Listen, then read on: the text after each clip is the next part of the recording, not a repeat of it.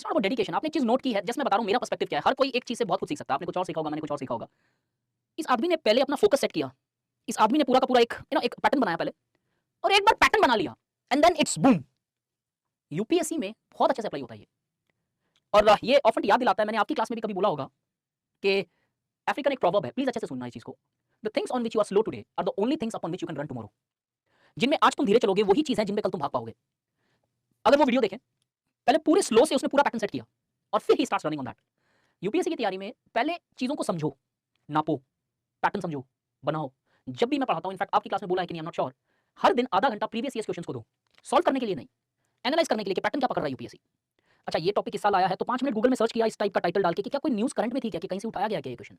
एक बार वो pattern daily आधा घंटा सेट करो, चाहे ज्योग्राफी में हो, हिस्ट्री में हो, पॉलिटी में हो, सोसाइटी में हो, गवर्नेंस के अंदर हो। आपको एक एग्जांपल बताता हूँ गवर्नेंस का, कभी मौका मिला तो आगे डेफिनेटली गवर्नेंस पढ़ाऊंगा। जैसे सोसाइटी पढ़ा है, मैंने पूरी कोशिश की है to do justice to society, to subject and to you. अगर गवर्नेंस पे आएंगे तो एक प्रॉपर्ली ब्यूरोक्रेटिक पर्सपेक्टिव कैसे चलता है वो देखेंगे। और गवर्नेंस में पैटर्न है, सिटीजन चार्टर एक टॉपिक है जो पेपर 2 में भी है और पेपर 4 में भी है। 2013 में सिटीजन चार्टर पूछा, प्रॉब्लम्स। 2018 में सिटीजन चार्टर पूछा, प्रॉब्लम्स प्लस सॉल्यूशंस, या रिवर्स में था, क्वेश्चन याद नहीं आ रहा। और अगर ये पैटर्न को मैं पकड़ता हूं तो चांसेस बनता है कि 2023 में सिटीजन चार्टर आएगा। 5 साल के गैप पे लेके चल रहा है वो अभी तक। अगर देखना है, जरूरी नहीं 23 में आया सिटीजन चार्टर का क्वेश्चन, लेकिन पैटर्न पे एटलीस्ट हमें क्रिटिकल पॉइंट तो मिले कि ये अच्छे से तैयार करके जाऊंगा, चांसेस बहुत हाई है इसके आने के। और अगर आ जाता है तो आपकी 8 मिनट वाला क्वेश्चन 3 मिनट में खत्म हो गया। Please get that pattern correct. पहले धीरे धीरे चलो चीजों में, फिर रन करना स्टार्ट करो। पहले दिन से 8 मिनट में आंसर मत लिखो यार, 20 मिनट लगाओ, 25 मिनट लगाओ, start writing and then you come to your 8 minutes. Time को रिड्यूस किया ऑटोमेटिकली होता है, किया नहीं जाता पर्पसफुली। जैसे ही तुम्हारी एनालिटिकल स्किल्स बढ़ी, तुम्हारा टाइम ऑटोमेटिकली कम हो जाएगा। अब तुम एनालिटिकल स्किल बढ़ा के टाइम कम करना चाहते हो, या माइंड को फोर्स करके सिर्फ साइकोलॉजिकल सैटिस्फैक्शन के लिए कम करना चाहते हो, तो that's your choice. Guys, citizen charter अभी नहीं डिस्कस करूंगा, सिटीजन चार्टर गवर्नेंस और एथिक्स के अंदर आता है। Citizen charter refers to a document, second year से ने उसे डिफाइन किया है। Citizen charter refers to a public statement which reflects the promises made by the government towards its citizens। कोई भी एक डिपार्टमेंट क्या क्या सर्विसेज प्रोवाइड करता है वो चार्टर में मेंशन रहती है, प्रोसीजर क्या है, कितने टाइम में मिलेगी, क्या डॉक्यूमेंट में मिलेगी, so on and so fourth. चलो एनीवेज, आ जाते हैं पॉपुलेशन पॉवर्टी वाले टॉपिक के अंदर। पहले पॉपुलेशन से स्टार्ट करते हैं, कुछ बेसिक फैक्ट देखते हैं। वुमेन वाली पीपीटी सबको मिल गई? नहीं मिली, कल मैंने फॉरवर्ड किया है। मेरे को अभी किसी ने एक और मैसेज किया था, नहीं मिली। मैंने जिसने किया था उसको तो पर्सनली फॉरवर्ड कर दिया था मैंने, बट मैंने कल ऑलरेडी फॉरवर्ड किया है। मैं आज उनसे वापस ये पूछ लूंगा कि पीपीटी शुड बी अपलोडेड, वो मिल जाएगी। नहीं तो मैं मेरे टेलीग्राम चैनल पे आज पुट अप कर दूंगा, बाय चांस किसी को अगर वहां से लेना हो। नहीं तो पीपीटी मैं अगेन वापस उन्हें बोलूंगा अपलोड करने के लिए, वुमेन वाली पीपीटी दैट, ठीक है। आज immediately after the class I will drop this PPT in my Telegram channel as well, by chance अगर इमीडिएटली आपको चाहिए, नहीं तो I already given that to the team, they will upload it. Population का topic देखते हैं, थोड़ा सा बेसिक फैक्ट पहले देखते हैं, फिर गवर्नमेंट ऑफ इंडिया की पॉपुलेशन स्टेबलाइजेशन, नहीं फिर कॉजेस देखेंगे, फिर पॉलिसी देखेंगे, और फिर जो लेटेस्ट न्यूज़ में थी, one child policy, two child policy, India China का कंपैरिजन। उसके बाद में मैं देखूंगा पॉपुलेशन और पॉवर्टी की जो डिबेट है वो कैसे चली। This is what we are going to cover today. As far the facts are concerned, 2011 के सेंसस के हिसाब से 1.25 बिलियन पॉपुलेशन है। अब जो 2021 का सेंसस डेटा जब आगे पब्लिश होगा तो देखेंगे 1.4 और 1.5 बिलियन, ओके करोड़ लिख दिया मैंने, 1.25 बिलियन पॉपुलेशन, ठीक है। या फिर 1.125 करोड़ लिखो, अच्छा पॉइंट नहीं लगाया था, ठीक है, 125 करोड़, 125 करोड़ की पॉपुलेशन है। पर एनम का ग्रोथ रेट इंडिया की पॉपुलेशन का जो है 1.9% है। मतलब कहने का मतलब रफली 2% पॉपुलेशन हर साल बढ़ती है, टोटल की 2% पॉपुलेशन लगभग बढ़ रही है हमारी। स्टेबलाइजेशन को फिलहाल जो टारगेट था, I mean I am talking about 2011, 2065 में था, ऐसा माना जा रहा था कि पॉपुलेशन स्टेबलाइज कर जाएगी। स्टेबलाइजेशन का मतलब क्या होता है, टीएफआर 2.1 पे आ जाएगा। टीएफआर का मतलब क्या होता है, टोटल फर्टिलिटी रेट। वो किसे बोलते हैं, टोटल फर्टिलिटी रेट वो होती है that the number of children woman produces in her reproductive span. कि वुमन 2.1 चिल्ड्रन जब पैदा करती है तब जाके स्टेबलाइजेशन होता है। बर्थ रेट और डेथ रेट बराबर चल रही होती है, इंक्रीज और डिक्रीज नहीं होता, और जो इंक्रीज होती है वो काफी थोड़ी बहुत होती है, जो फंक्शनल होनी चाहिए। सेंसस 2011 कुछ और इंफॉर्मेशन देता है। डेकेड के अंदर जो ग्रोथ रेट है वो पहली टाइम इंडिया के जितने भी सेंसस रहे हैं 20% से नीचे पहली बार रही है हमारी। डेकेडियल ग्रोथ रेट 20% से कम पहले नहीं होती थी, मतलब इसका मतलब पॉपुलेशन स्टेबलाइज कर रही है when compare to the previous census. Urban growth population का जो था वो ज्यादा था when compare to rural growth. क्यों? ये बर्थ रेट के कारण नहीं कि ज्यादा बच्चे पैदा हो रहे हैं अर्बन एरियाज में, ये इसलिए क्योंकि एग्रीकल्चर फेलियर के कारण रूरल पॉपुलेशन अर्बन एरिया में माइग्रेट कर रही है। तो इस फैक्ट को राइट तरीके से समझना। सिर्फ अगर इतना देखोगे तो लगेगा कि अर्बन ग्रोथ में, सर अर्बन पॉपुलेशन में तो ज्यादा बर्थ रेट है, यहाँ पे एजुकेशन होने के बावजूद बर्थ रेट ज्यादा है, वो सारे कॉन्ट्रडिक्शंस आने लगेंगे। It's because of migration. Literacy, this is important, ये आपको काम आएगा आंसर में कभी ना कभी, सेंसस 2011 का फैक्ट। लिटरेसी और डेवलपमेंट जो है इनवर्स रिलेशनशिप रखता है विद पॉपुलेशन। कहने का मतलब अगर लिटरेसी हाई है तो पॉपुलेशन कम होगी, अगर डेवलपमेंट हाई है तो पॉपुलेशन कम होगी। इसका मतलब अगर कल आपको यूपीएससी सजेशन पूछता है कि स्टेबलाइजेशन कैसे की जाए, पॉपुलेशन ये 2.1 तक कैसे पहुंचाया जाए, सेंसस में ही आंसर छुपा है एटलीस्ट 2 पॉइंट। लिटरेसी और डेवलपमेंट पे फोकस करोगे तो स्टेबलाइजेशन हो जाएगी पॉपुलेशन, क्योंकि जितनी ज्यादा लिटरेसी उतना ज्यादा पॉपुलेशन कम होगा, और जितना ज्यादा डेवलपमेंट बढ़ेगा उतनी फास्ट रेट से पॉपुलेशन कम होगा। यंग पॉपुलेशन का जो फैक्ट इन्होंने 11 में दिया था वो है 35% पॉपुलेशन यूथ है इंडिया की। दैट मींस अभी भी 65% पॉपुलेशन जो है वो यूथ के बाहर आती है। पहले डेफिनेशन यूथ की 39 कुछ थी, आज शायद 30 के आसपास कुछ एज का यूथ माना जाता है। 65% पॉपुलेशन यूथ नहीं है, एटलीस्ट एडमिनिस्ट्रेटिवली। एक सेकंड, 70% पॉपुलेशन जो है वो रूरल एरिया में रहती है। 70% प्लस पॉपुलेशन, मतलब अर्बन एरिया में 30% के आसपास पॉपुलेशन रह रही है, 30 से भी कम in fact 70 point something, that is 70 plus population percentage rural India में रहती है, अर्बन में नहीं डोमिनेटिंग है इधर। ये कुछ बेसिक फैक्ट थे जो जस्ट कभी काम आ सकते हैं अगर कोई फैक्चुअल बेसिस पे कहीं जस्टिफाई करना पड़े पॉइंट। अब आगे बढ़ते हैं, कॉजेस क्या है जो इंडिया की पॉपुलेशन, इनफैक्ट एक जनरल आदमी से आप पूछो, कोई इंटेलेक्चुअल नहीं, एक आम आदमी को अगर आप जाके माइक में सर्वे करो और ये पूछो तो किस बेसिस पे इंडिया का सबसे बड़ा चैलेंज क्या है, एटलीस्ट मेजॉरिटी लोग बोलते हैं पॉपुलेशन बहुत ज्यादा है। अपने अपने फ्रेंड सर्कल में भी आपने देखा होगा, सुना होगा, पॉपुलेशन सबसे बड़ा प्रॉब्लम है, पॉपुलेशन सबसे बड़ा प्रॉब्लम है। तो एक कॉमन सेंसिकल अंडरस्टैंडिंग ये है कि population is actually creating stress on resources, और वो जब स्ट्रेस आती है रिसोर्सेज के ऊपर तो कहीं ना कहीं वो फुलफिल डिमांड नहीं कर पाते सिटीजंस के, और वहाँ पे पॉवर्टी होती है, अनहाइजीन कंडीशंस, सैनिटेशन के इशूज, सीवेज सिस्टम्स के इशूज, ट्रेन के अंदर टिकट्स नहीं मिलनी, या फिर हेल्थ एजुकेशन बहुत ज्यादा प्रेशराइज हो जाती है। तो पॉपुलेशन को बहुत लोगों ने एक लाइबिलिटी माना है, और वहीं पे कुछ एस्पेक्ट्स है, कुछ लोग हैं जो पॉपुलेशन को एक असेट मान के चलते हैं, प्रोवाइडेड कुछ कंडीशन सेटिस्फाई हो। तो क्या पॉपुलेशन असेट है, क्या पॉपुलेशन लाइबिलिटी है, क्या सही मायने में डेवलपमेंट होने से पॉपुलेशन कम होगा क्या, या ऐसा जरूरी नहीं है? ये सारी relationship we would be evaluating today, but before starting all these, if I give you a simple question like this, what are the various factors which are contributing for the population growth in India? क्या कारण है कि population grow कर रही है India में? Illiteracy और development चलो यहां से दिखाई दे रहा है, और जेंडर इनइक्वालिटी, हेल्थ, नहीं अब सीधा हेल्थ लिखने से कैसे समझेंगे, पॉवर्टी चलो ठीक है acceptable, family systems could be one, awareness, contraception good, mortality rate काफी कुछ है, okay okay okay guys, religion, son preference, okay. अब एक एक कॉज मैं चाहूं तो सीधे बता सकता हूं, लेकिन वो सीधे बताऊंगा तो लगेगा कि अरे ठीक है एक कॉज है ये। पॉपुलेशन को स्टडी करने वाले सब्जेक्ट्स कौन कौन से वो बताता हूं, science, geography, social sciences, almost demography अपना एक डिसिप्लिन ही है, बहुत सारे डिसिप्लिन्स हैं जो पॉपुलेशन पढ़ते हैं, ऑलमोस्ट ऑल सोशल साइंसेस तो ह्यूमंस को पढ़ते ही पढ़ते हैं। साइंस में भी पॉपुलेशन को बहुत एक रेस्पेक्टेबल सब्जेक्ट मैटर माना गया है, different aspects, different subjects have dwelled upon various causes.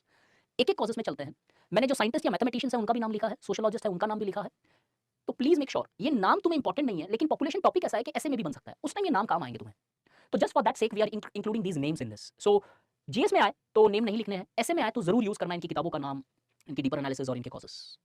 कुछ कॉजेज जो है प्योरली थियोरेटिकल है, वहां पे सिनॉप्टिकली समझाऊंगा because entire theory can not be study. सबसे फेमस जो एस्पेक्ट आता है वो है माल्थूशियन थियरी। माल्थूस को अगर एक लाइन में समझना है तो वो कुछ थैनोस जैसा था, एवेंजर जैसी पिक्चर अगर आपने देखी है, थैनोस जो है कुछ इसी अंडरस्टैंडिंग पे चलता है, माल्थूस की understanding. One of the most well accepted theory और at least debated theory in this world is Malthus theory. Theory समझाऊंगा फिर आपको बताऊंगा, आप बताना मुझे इसमें से कॉज क्या है पॉपुलेशन की। लिखना इस पूरी थियरी का एक लाइन है, लेकिन समझने के लिए पूरा का पूरा थियरी समझना पड़ेगा। माल्थूस ने कुछ बेसिक अंडरस्टैंडिंग्स दी अपनी, और वो बेसिक अंडरस्टैंडिंग क्या थी, सब्सिस्टेंस इज नेसेसरी, आपको मिनिमम फूड रिक्वायरमेंट या मिनिमम सब्सिस्टेंस करना जरूरी है अगर जिंदा रहना है तो, जैसे बोलते खाना पीना रहना कपड़ा मकान पानी। पॉपुलेशन अगर ज्यादा बढ़ जाए तो इस सब्सिस्टेंस को हैम्पर करने लगती है। जैसे अगर हद से ज्यादा सस्टेनेबल से बाहर चली जाए पॉपुलेशन तो शायद एक सेफ के पीछे एक आदमी की जगह 50 आदमी दौड़ रहे होंगे, और इसके कारण वो सस्टेनेबल नहीं है, जिंदा तो शायद एक ही रह सकता है, दो ही रह सकता है एक सेफ के ऊपर, 50 लोग के बीच में डिवाइड नहीं किया जा सकता वो सेफ, और कहीं ना कहीं some people will lose their life in that struggle. तो जिंदा रहने के लिए कुछ ना कुछ सब्सिस्टेंस करना जरूरी है, लेकिन जब पॉपुलेशन बढ़ती है तो इस सब्सिस्टेंस को हर्ट करने लगती है, हैम्पर करने लगती है। और साथ ही साथ में भाई साहब मानते हैं कि अगर ये सब्सिस्टेंस बढ़ जाए, अगर रिसोर्स बढ़ जाए आपके पास, तो पॉपुलेशन भी बढ़ेगी बढ़ेगी, जाहिर सी बात। क्यों? अब आपके पास कैपेसिटी है कि आप ज्यादा पॉपुलेशन को एंटरटेन कर सकते हो, मेंटेन कर सकते हो, सस्टेन कर सकते हो। तीनों पॉइंट ध्यान से सुनो, बेसिक सब्सिस्टेंस नेसेसरी है, लेकिन सब्सिस्टेंस को हैम्पर होने लगता है अगर ज्यादा पॉपुलेशन बढ़ जाए और रिसोर्सेज नहीं बढ़े, लेकिन अगर रिसोर्सेज बढ़े तो पॉपुलेशन बढ़ेगी ही बढ़ेगी। टेक एन एग्जांपल, नॉर्मली जो कॉन्सेप्ट इंडिया में फैमिली प्लानिंग का आया, इंडिया पहला ऐसा देश था जिसने फैमिली प्लानिंग स्टार्ट करनी पड़ गई, भोर कमेटी 1949 में बनी थी, उसकी रिकमेंडेशन के बेसिस पे फैमिली प्लानिंग का कॉन्सेप्ट फर्स्ट 5 ईयर प्लान से स्टार्ट हुआ, जो ऑलमोस्ट 10th 5 ईयर प्लान तक चलता है, जब आपकी नेशनल पॉपुलेशन पॉलिसी 2 आती है 2000 में, पहली आई थी 1975 में। अब अगर देखो तो इंडिया ने स्ट्रांगली लिया पॉपुलेशन स्टेबलाइजेशन को, और आज के टाइम पे आप देखते हो मिडिल क्लास जो है फैमिली प्लानिंग करती है, एक बच्चा होना चाहिए, 2 होना चाहिए, या फिर डिंक फैमिलीज, डबल इनकम हो, नो किड्स, बच्चे चाहिए ही नहीं। This family planning is based upon the resources, नहीं अभी रिसोर्सेज इतने हैं तो we can only sustain with 1 kid. जैसे धीरे धीरे शायद रिसोर्सेज बढ़े, they will plan their second baby और थर्ड और maybe any other number. क्यों? अब उनकी कैपेसिटी थी उन रिसोर्सेज को यूज करने के लिए कि okay we are able to largely bear the cost of second third और एक्स चाइल्ड। तो मालथूस भी यही बोल रहे थे, अगर सब्सिस्टेंस बढ़ा, रिसोर्सेज बढ़े, पॉपुलेशन बढ़ेगी, जाहिर सा कॉन्सेप्ट है। अब ये बोलते हैं कि जो पॉपुलेशन कंट्रोल करने की तुमने सोची वो नहीं होगी, मतलब आप पॉपुलेशन को कंट्रोल नहीं कर पाओगे। क्यों नहीं कर पाएंगे? मालथूस मानते हैं the passion between the two sexes, main and women, is natural. इस पैशन को टेम नहीं किया जा सकता, और जब तक ये पैशन रहेगी वो रिप्रोडक्शन कांस्टेंट रहेगा। तो मालथूस सेज रिसोर्सेज बढ़ेंगे, पॉपुलेशन बढ़ेगी, और बाय चांस तुमने इसको कंट्रोल करने की कोशिश की, अकॉर्डिंग टू मालथूस फेल कर जाएगा वो। लेकिन मालथूस बोलते हैं कि सब्सिस्टेंस से ज्यादा पॉपुलेशन तो खराब होगी, फिर कोई तो तरीका होगा पॉपुलेशन को मेंटेन करने का। वो 2 तरीके के सॉल्यूशंस देते हैं आपको, पॉजिटिव, प्रिवेंटिव। प्रिवेंटिव सजेशन वो बोलते हैं जैसे contraceptives, birth control measure, they will never work. Birth control measures are not going to work in society because the passion remains natural between the people. BR is birth rate guys, ये birth rate होता है. Guys किसी का unmute है क्या?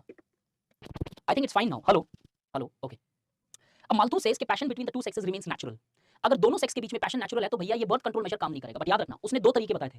Contraceptives का एक तरीका जो फेल करेगा, कॉन्ट्रासेप्टिव्स का तरीका जो फेल कर जाएगा. फिर भी कोई तरीका और है, थैनोस वाला. Positive methods. पॉजिटिव मेथड क्या है? rather than focusing on reducing that birth rate, BR is birth rate, DR is death rate. Rather than focusing on reducing the death rate, birth rate, it focus on reducing the death rate. Increasing the death rate. Birth rate को reduce नहीं कर रहा है, death rate बढ़ा दो society की. ज्यादा population die करेगी तो पॉपुलेशन स्टेबलाइज हो जाएगी, जो थैनोस ने एक चुटकी बजा के किया था कि 50% पॉपुलेशन खत्म कर देता है. अब वो बोलता है किसी को मार नहीं सकते हो बिकॉज वो एक्सेप्टेबल नहीं होगा. ये बोलता है अगर सोसाइटीज में वॉर होता है, कॉन्फ्लिक्ट या सीवियर लेबर कराया जाए किसी से जिससे उसका लाइफ स्पैन कम हो जाए, फेमिन्स या डिजीजेस आते हैं, तो वो तरीके से ऑटोमेटिकली पॉपुलेशन कंट्रोल हो जाएगी. तो अगर माल्थूस की थियरी को समराइज करूं तो one important cause of rise of population is the rise in subsistence. लोगों के रिसोर्सेज जब बढ़े तो पॉपुलेशन बढ़ेगी. और अगर आपको कंट्रोल करना है तो तरीका कंट्रोल का ये है. तो माल्थूस को दो जगह यूज किया जाता है. अगर आपको क्वेश्चन पुटअप किया जाए poverty leads to population, can you now contradict this by Malthus theory? नहीं. पैसा बढ़ेगा तो पॉपुलेशन बढ़ेगी, तो पॉवर्टी आएगा तो कम होगा पॉपुलेशन. अगर थियरी पता है डिबेट की जा सकती है. 2015 का क्वेश्चन है यूपीएससी पेपर 1 जो इंडियन सोसाइटी आप पढ़ रहे हो. क्या है? डिस्कस द रिलेशनशिप, या एग्जैक्ट नहीं याद आ रहा है. पॉवर्टी लीड्स टू पॉपुलेशन और population leads to poverty. Debate या डिस्कस क्वेश्चन आया था. सीधा सीधा डिबेट पूछ लिया आपको. इधर से पहला एस्पेक्ट अंडरस्टैंड होता है. कुछ लोग मानते हैं पॉवर्टी नहीं, सबसिस्टेंस बढ़ता है तो पॉपुलेशन बढ़ती है. ये कॉन्ट्राडिक्ट कर रहा है वो एक जनरल अंडरस्टैंडिंग को जो बोलते हैं पॉवर्टी बढ़ने से पॉपुलेशन बढ़ती है. रेदर देन अगर पॉवर्टी को जगह पैसा बढ़ेगा तो इसके हिसाब से ज्यादा पॉपुलेशन होगी. Is the first point clear? Diseases के अंदर यस आप लिख सकते हो कोविड जैसी चीजें कि कोविड के बेसिस पे कैसे पॉपुलेशन जो है डेथ हुई, तो माल्थूस उसे पॉजिटिव मान के चलेंगे. बट ये प्रॉपर्ली इम्प्रैक्टिकल थियरी है मॉडर्न टाइम्स में. बिकॉज इन सबको प्रमोट नहीं कर सकते हो आप. ऐसे तो वायरस छोड़ने लगोगे, ऐसे तो वॉर फाइट करने लगोगे कि पॉपुलेशन कंट्रोल करने का यही एक तरीका है. I mean, at least it doesn't look practical today. It might look practical in the times of autocracies. वहां पे शादी संभव था, लेकिन वो ह्यूमन और एथिकल पॉइंट ऑफ व्यू से तब भी सही नहीं था. तो ये थी तुम्हारी पहली कॉज, इंक्रीज इन सबसिस्टेंस. और इसी थियरी के अंदर तुम्हें एक डिबेट का पहलू मिलता है, poverty does not lead to population, rather than prosperity leads to population according to Malthus. सीधा सीधा दिया हुआ है ये थियरी. ज्योग्राफी में भी पढ़ते हैं, सोशियोलॉजी में भी पढ़ते हैं, एंथ्रोपोलॉजी में भी पढ़ते हैं, और स्टैटिस्टिक्स में भी और डेमोग्राफीज में भी आप पढ़ते हो. तो नाम के साथ कोट करना उधर, क्योंकि किसी एक स्कूल से बिलोंग नहीं करते हैं, किसी एक डिसिप्लिन से बिलोंग नहीं करते हैं एज सच. इसे आगे जाएं. अब इसका नाम मत लिखना ज्यादातर. मार्क्स और एंजल्स. कहना इनका भी सेम था लेकिन इनका नजरिया कुछ अलग था. ये थियरी मैं शॉर्ट में रखता हूं बिकॉज ये तुम्हें जीएस में नहीं लिखनी है. मार्क्स एंड एंजल्स बोलते हैं मार्क्स को कैपिटलिज्म हमेशा खराब ही लगा. उसने कोई उसके पॉजिटिव एस्पेक्ट थोड़े बहुत देखे लेकिन नेगेटिवली ही देखा हर चीज को उसने. मार्क्स चाहते थे कैपिटलिज्म से कम्युनिस्ट सोसाइटीज कन्वर्ट हो जाए. उनको लगता था कि कम्युनिस्ट सोसाइटीज ही सबसे बेहतर सोसाइटीज है. लेकिन कम्युनिज्म जहां जहां पे भी आया फेल कर गया. 1917 में वार कम्युनिज्म आया यूएसएसआर के अंदर, एब्सोल्युटली डिजास्टर, एब्सोल्युटली फेलियर. खुद उन लोगों ने छोड़ दिया वो पॉलिसीज. तो कम्युनिज्म कोई सक्सेसफुल नहीं रहा मार्क्स का जो सोचा हुआ कॉन्सेप्ट था. अब लोग डिबेट करते हैं कुछ मार्क्सिस्ट कि वो मार्क्स वाला नहीं था. हो सकता है मार्क्स के लेवल वाला नहीं आया, लेकिन ये लेवल ही काम नहीं किया तो वो लेवल कैसे काम करेगा अगर कभी आ गया तो ये यूटोपिया माना गया है. ये एक सोच है, सिर्फ रियलिटी में प्रैक्टिसेबल नहीं होगी ये. अब मार्क्स बोलते हैं कोई पॉपुलेशन की थियरी नहीं दी लोगों ने. इन लोगों ने कैपिटलिज्म की एक्सप्लेनेशन में पॉपुलेशन को ऐड कर दिया ताकि कैपिटलिज्म को और ज्यादा क्रिटिसाइज किया जा सके. बोलते हैं प्रिंसिपल्स वो बताते हैं जो पॉपुलेशन को इन्फ्लुएंस करती है, और इनके हिसाब से है surplus value leads to surplus population. कहने का मतलब Malthus is equal to Karl Marx. बात दोनों एक ही कर रहे हैं. एक लाल कलर में बोल रहा है तो ज्यादा से ज्यादा एक पीले कलर में बोल रहा है. पैकेट अलग है. एक कैपिटलिज्म को बोल रहा है, एक सबसिस्टेंस को बोल रहा है. अब मार्क्स बोलता है कैपिटलिज्म एक ऐसा सिस्टम है जहां पे प्रोडक्शन ज्यादा होता है, सरप्लस होता है आदमी के पास, प्राइवेट प्रॉपर्टी ज्यादा होती है लोगों के पास. और ये बोलते हैं इसी प्राइवेट प्रॉपर्टी के कारण ये सरप्लस पॉपुलेशन आती है इधर, कि जितना ज्यादा तुम्हारे पास सरप्लस आता जाएगा उतना ज्यादा उस सरप्लस के कारण सरप्लस पॉपुलेशन डेवलप होती चली जाएगी सोसाइटी में. And since they did not give any classical theory of population like that of Malthus, इनका सिर्फ एक ओपिनियन या विचार माना जा सकता है, कोई स्पेसिफिक कॉज नहीं. But I have written it here to show कि मार्क्स और माल्थूस में टेक्निकली कोई डिफरेंस नहीं था, सिस्टम और वर्ड्स का हेरफेर था सिर्फ. कुछ साइंटिस्ट और मैथमेटिशियंस ने भी स्टडी की पॉपुलेशन, और आप साइंटिस्ट है या मैथमेटिकल ऑब्जर्वेशंस रखते हैं. इस थियरी को अगर आप गूगल में सर्च करोगे तो इस बोर्ड के जितना बड़ा इक्वेशन मिलेगा, पता नहीं कौन सा इक्वेशन कैसा है, और उसके थ्रू उन्होंने प्रूव भी किया इस थियरी को. एक थियरी आई जिसका नाम है diet principle. Diet principle was given by Thomas Doubleday. Thomas Doubleday, again ये पेपर में लिखा जा सकता है, मार्क्स नहीं लिखेंगे हम पेपर में. थॉमस डबलडे ने ये थियरी दी, और इन्होंने जो लैब में रिसर्च किया था वो रिसर्च किया था स्वाइन्स और रैबिट्स पे. They did a research on swines and rabbits, और ये फाइंड आउट किया कि स्वाइन्स और रैबिट्स को, जो सुअर और जो क्या बोलते हैं खरगोश होते हैं, उनके ऊपर रिसर्च किया गया था. ये फाइंड किया इन्होंने कि अगर इन दोनों को एक लेवल तक खिला दिया जाए तो वो रिप्रोड्यूस करना छोड़ देते हैं.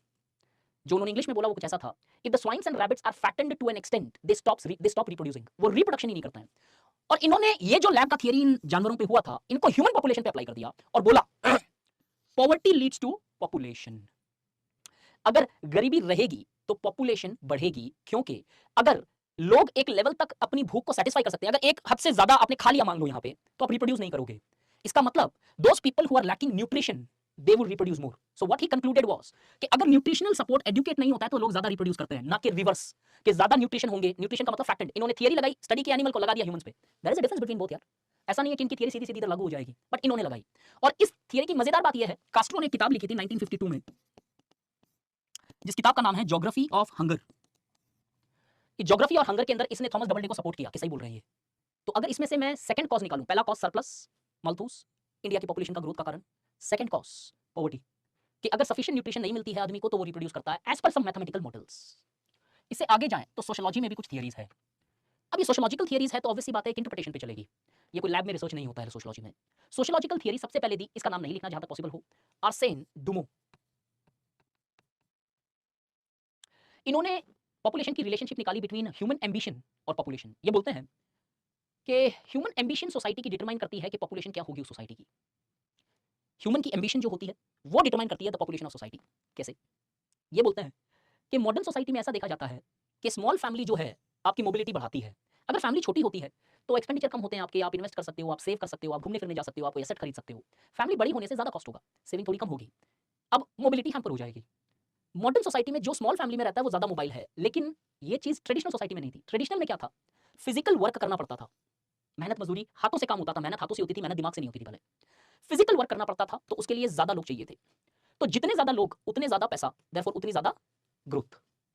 तो जो ह्यूमन एम्बिशंस को फुलफिल कर सकता है वो चीज प्रेफर किया जाएगा। पहले ये ह्यूमन एम्बिशंस लार्ज फैमिली से फुलफिल होती थी तो पॉपुलेशन ज्यादा हुआ करती थी। आज ये ह्यूमन एम्बिशंस स्मॉल फैमिली से फुलफिल होती है तो न्यूक्लियर फैमिलीज आई और population 2 childrens, 3 childrens, 1 children, not 7 8, जो पहले एक नॉर्मल फाइंडिंग आपको मिलती थी सोसाइटी में। तो इसने एक जबरदस्त सोशल डायमेंशन ऐड किया कि लोगों की इच्छाएं या उनकी जो मोबाइल करने की कैपेसिटी है वो डिटरमाइन करती है कि सोसाइटी में कितनी पॉपुलेशन है। So one of the cause of Indian population is what? Optional नहीं पढ़ रहे हो बट अच्छे से समझो, ये थियरीज ना आपको काम आती है when you have to do a debate. अभी आएंगे ना आगे डिबेट में, कॉजेस में आपको 3 4 सीधी सीधी समझा सकता था, पॉवर्टी के कारण, डेवलपमेंट, इलिटरेसी, एजुकेशन, आगे वो भी लिखा है मैंने। बट यहाँ पे तुम्हें आंसर कॉजेस का नहीं देखना है, आंसर देखना है जो डिबेट आता है, population and poverty, development and population. ये क्वेश्चन इतना पेचीदा है कि दोनों तरह की डिबेट बहुत स्ट्रॉन्ग है। इसको कंक्लूजन में लाने के लिए आपको बैक करना पड़ेगा थियरी से, तब ये थियरीज काम आती है कि साहब पॉपुलेशन से पॉवर्टी को जरूरी नहीं है। देखो ये दिखाई दे रहा है इधर, वो बैकिंग डेटा है यहाँ पे। दैट इज द रीजन ये थियरी पढ़ रहे हैं। वैसे कोई इतनी डिफिकल्ट लग रही है तो बाईपास कर देता हूँ इसको, सीधा कॉस्ट में आता हूँ। अगर आपको बाई चांस दिक्कत हो रही है तो नहीं चाहिए हमें इंडियन सोसाइटी में, कोई दिक्कत नहीं है। Okay with it? चलो, तो ये बोलते हैं पॉपुलेशन का कॉस्ट डिटरमाइन कहां से होगा। पहला कॉस्ट तुम्हें मिला कहां पे? पहला कॉस्ट कहां पे मिला? मालथूस। क्या था? पैसा बढ़ेगा पॉपुलेशन बढ़ेगी। सेकंड कॉस्ट, मार्क्स एक ही मान के चलेंगे उधर, सेकंड कॉस्ट पॉवर्टी बढ़ेगी पॉपुलेशन बढ़ेगा, Thomas Doubleday. Third cost, human aspiration determines population. Human aspirations if it is fulfilled by a small family तो पॉपुलेशन लेस, और human aspirations if requires more number of people then the population is high. Cause effect नहीं है, अगर तुमने note किया है इधर cause effect था, कॉज इफेक्ट था, कॉज इफेक्ट, ये कॉज ये इफेक्ट। सोशियोलॉजी में क्या बोल रहा है? ये डिपेंड करता है, ये होने से ऐसा है, ये एम्बिशन होने से ऐसा है, दोनों तरफ जा सकती है चीज। ये है सोशियोलॉजी का डिफरेंस, यहाँ पे एग्जैक्टनेस नहीं होती है। इसे आगे जाऊं तो एक डिमांड थियरी है। डिमांड थियरी काफी, आई मीन थियरी सब रेलेवेंट है। Demand theory is very much you can see in your daily life. Demand theory दी हुई थी बेकर साहब ने। ये बोलते हैं opportunity cost of mother's time determines population. सीधा सीधा आंसर कि मदर्स या फिर वुमेन्स के लेबर को वैल्यू की जाती है कि नहीं वो डिटरमाइन करता है पॉपुलेशन। समझाता हूं, ध्यान से सुनना। If the womens are working in such circumstances, if she goes for continuous reproduction, the pregnancy of a woman would be reducing the income of the house. तो उस सर्कमस्टेंसेस पे लोग कम बच्चे पैदा करेंगे। नहीं, वुमेन का जॉब इंपैक्ट हो जाएगा, पैसे कौन कमाएगा। और अगर वुमेन्स के लेबर को इकोनॉमिक अटैच नहीं किया जाए, कहने का मतलब वुमेन बाहर काम नहीं कर रही है, तो उस सर्कमस्टेंसेस में हाई पॉपुलेशन होगा। क्यों? Because here there is no cost to womens labour. Because अगर वो प्रेग्नेंट होती भी है तो कमाई पे या फिर इनकम ऑफ द फैमिली पे कोई फर्क नहीं पड़ रहा है। समझ में आया? तो opportunity cost of mother's time, अगर वुमेन वर्किंग है तो पॉपुलेशन कम होगी इस थियरी के हिसाब से, और जिस सोसाइटी में वुमेन के वर्क को एनकरेज नहीं किया जाता है तो उसमें ज्यादा। Give me 1 minute guys, class and हो गई क्या अरसद? क्या है यार, मतलब कभी भी। तो I hope this theory is clear. अगर इसे आगे आऊं तो एक last theory, decision making model. तो ये थियरी बोलती है, तो चलो पहला कॉज हमें कहां से मिला? मालथूस, सब्सिस्टेंस, पैसा ज्यादा आएगा पॉपुलेशन बढ़ेगी। सेकंड कॉज हमें मिलता है poverty, Thomas Doubleday. Third cause हमें मिलता है womens position. If women are employed outside, population would be low as they would have a cost of their pregnancies. And if women are not employed, then there would be high populations as per the theory. अगर इधर decision making model में जाएं तो लिबनस्टाइन ने theory दी थी, but that's not important. लिबनस्टाइन ये बोलते हैं, वो बहुत इंपॉर्टेंट है। ये बोलते हैं the population of a society depends upon